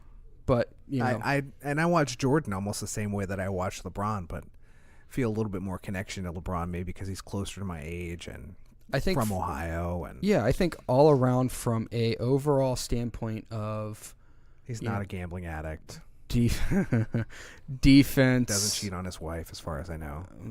This is true. Sorry. From a defensive standpoint, rebounds, assists, LeBron, you could argue, is a better overall player. He's the greatest tight end that plays in the NBA. There you go. That's pretty much it. He's a huge dude. He's Ben Roethlisberger playing professional basketball. Yeah. But yeah, I think it's a good conversation. It's one that will probably go on until the end of time. I know. Well, I think it's interesting to see a lot of people switch ships, and I see a lot of people jump in the ship at this point. It's kind of like the Tyson Ali, who wins in their prime. When Tyson's 39-0 and Ali is on top of the world, who wins in that fight? So that's the debate. You've got these, Barry Bonds or Babe Ruth. If you've got one person coming up to bat for you, who you taking? Barry Bonds? Isn't it? Who's going to choose fat Babe Ruth? Babe Ruth, the Sultan of SWAT. That's right. Babe Ruth hit 714 home runs on hot dogs and beer. Yeah. So, and Barry Bonds, did it on Who's pitching? Can we change this? Nolan Ryan. Okay, yeah. There you go. Matt Damon. I always wonder. I mean, because were the pitchers earlier in those days as good? There's no way they could have been. No, they're not throwing 90 miles an hour. Or Randy Johnson hitting a bird and it exploding. I saw that video. It's fantastic. It's one of the greatest videos of all time. What do they call that? A ball or a strike? Yeah, Randy Johnson. He was another one, like just a freak of nature when it came to sports. Sidearming, 6'11". So it's like almost like Shaq going out there and throwing 106 miles an hour. That's insane. It's 106. Randy Johnson. Yeah, well, not 106, but I was thinking of the video game back in the day. Okay. He threw 106 miles an hour, but it's interesting. I've talked to a pitcher before and talked about like the speed of throwing balls and just like the difference between 93 and 95 was like light years away. Yeah. Or, it was a college pitcher. Mm-hmm. But just how that was so different. Yeah, it's just the evolution of the athlete. Your professional athlete is just. Yeah. I mean, these guys nowadays are just ridiculous. So that's why I think I can see why the argument is made for LeBron. Yeah. No, it's a fun argument. I'm just waiting for the Warriors to disband so Kevin Durant can go to the Lakers and LeBron and Durant can. It's going to happen soon. I hope so. It's going to happen soon. LeBron or Durant with this thing going on with him and Green, I think it's going to. You heard about that, excited. I'm sure. Oh yeah, I you know what? I pay attention to the NBA more than any other sport. Do you? It's really, as much as I like football, I think I stay in tune with it to be more socially aware. And I have some fantasy stuff, but it's. Are you a Browns fan? No, I'm a Bengals fan. Okay. Even worse. Yeah, it's pretty worse. Well, I mean, the Browns are getting ready to hire Condoleezza Rice, so. Yeah, that's not going to happen. That would be funny. In some ways, I started to, okay, Tommy, convince yourself that this is going to work. All right, Condoleezza Rice. What does a head coach really do? Well, they hire defensive and offensive coordinators to run the team. And then, your position could be seen more as like you're just a head overseer. Right. You just be smart and select smarter people than you. Right. To be your coaches. And from that perspective, it works well. But what if you just wanted to entertain the idea of what would she do if she was a head coach with no intention of hiring her because you want somebody with an executive style of leadership to come in there and go, okay. I think they should be doing that at the front office. I know. Not out on the field. Like, hire her for the front office. Well, yeah, but the GM doesn't want to lose his job, right? Hire her as something other than the GM then. Like, hire her as the liaison or something to the GM. Because it's... Well, she's on the football picking committee, right? She was. Like she was, yeah. Like, and I know that was really controversial at the time. Because... People hate women, man. I don't think it's... I don't think it's that. I think it... My issue with it has nothing to do with her being a woman. It has... What experience does she have coaching football? I'm not a Browns fan, though. Let me preface this by saying that I'm a Steelers fan. So, yes. Sworn enemy to the Bengals. Well, that makes about sense. I'm Michael Jordan and a Steelers fan. The Steelers. Good old B. Roth. Hey, don't you hate on old B. Roth. Played in Miami. Yep, sure did. And then Cleveland could have drafted him, and they took Kellen Winslow instead. That's sad. He's got in trouble recently, didn't he? He was in the league for a very, very short period of time. Breaking into people's houses. Oh, I didn't hear that. Wouldn't surprise me. Yeah, and like exposing himself. Apparently he's like, well, I thought I was in somebody else's house. What? Yeah, I swear he was on the news. That's new. Look that up. I have not heard that. Kellen Winslow, Jr.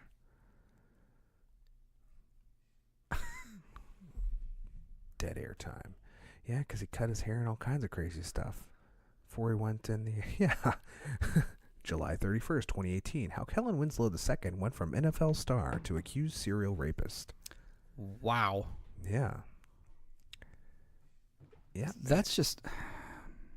I don't get it. But I'm not in that position, I guess, so can't really judge. I mean, I can, saying that that's terrible. But in the same sense, it's like, how do you go from being a first-round draft pick to now probably the son of a Hall of Famer, made $40 million in salary during his 10-year career, facing 8 felony counts, kidnapping, raping 2 homeless women in their 50s, and an unconscious 17-year-old female in 2003 when he was 19. What? Yeah, it sounds pretty in depth, but yeah, that's wild. I mean, like I said, I was never a Browns fan. Yeah, but I followed Miami, and I remember how good he was for Miami, and that's sad. That's sad to see. It happens. Yeah, I mean, unfortunately, in professional sports, these guys end up running into a lot of that. I mean, what was it, Delonte West? He ended up homeless. Remember him? He was the guy that played for the Cavs. Didn't he? Yeah, something about him and LeBron's mom. Yeah, he had a relationship with LeBron's mom, the rumored relationship with LeBron's mom. And then, bam, he's homeless. Well, I think LeBron won that match. I would say so. I think that's one of those things. LeBron's going to win that every time. He's not going to be homeless. No, LeBron could be 70 years old, and he's going to still get his way. Good for him. I think the reason I really like that story or with LeBron in general is just because he seems like a decent dude and does smart things and doesn't really mess it up and really sees kind of the bigger picture stuff. So yeah, I have got a lot of respect for LeBron as an individual. Yeah, because of the fact that he just seems like a good dude. He was given so much so early. Yeah, and like what he's doing now up in, I think it's Akron or in Cleveland, with the new school and stuff like that. Just he seems like a stand-up guy. Yeah. I just think that he's not the greatest basketball player of all time. My opinion. My family is going crazy upstairs. That's John Mayer. Yeah, some John Mayer. There you go. Your favorite artist of all time. That's right. Give me my badge and gun. Anything else you want to add before we close this out? No, I appreciate it, man. This was a good time. Hey, no problem. Hopefully I wasn't too boring for your listeners. It's 2.5 hours of conversation. It's not boring. That's fair. It's entertainment. That's worked. Yeah, that works for me. Thank you, Dan. Appreciate it. Thank you. Hey, guys. Thanks for holding on. Hey, I appreciate you guys listening to this. Dan was such a great conversator. Looking back, some things I wish I would have dove a little bit deeper into, but we had a good time, and he and his wife and his 4 kids gave 2.5 hours plus to me for this podcast, and I'm very appreciative. I can't wait to see what he puts together on his Bad Movies podcast. Look forward to being a guest on that. So if you made it this far, send me an email. Tell me how much you hated it. route3podcast@gmail.com. And tell me you made it. Otherwise, guys, I'll try to keep them coming. Look forward to talking to you.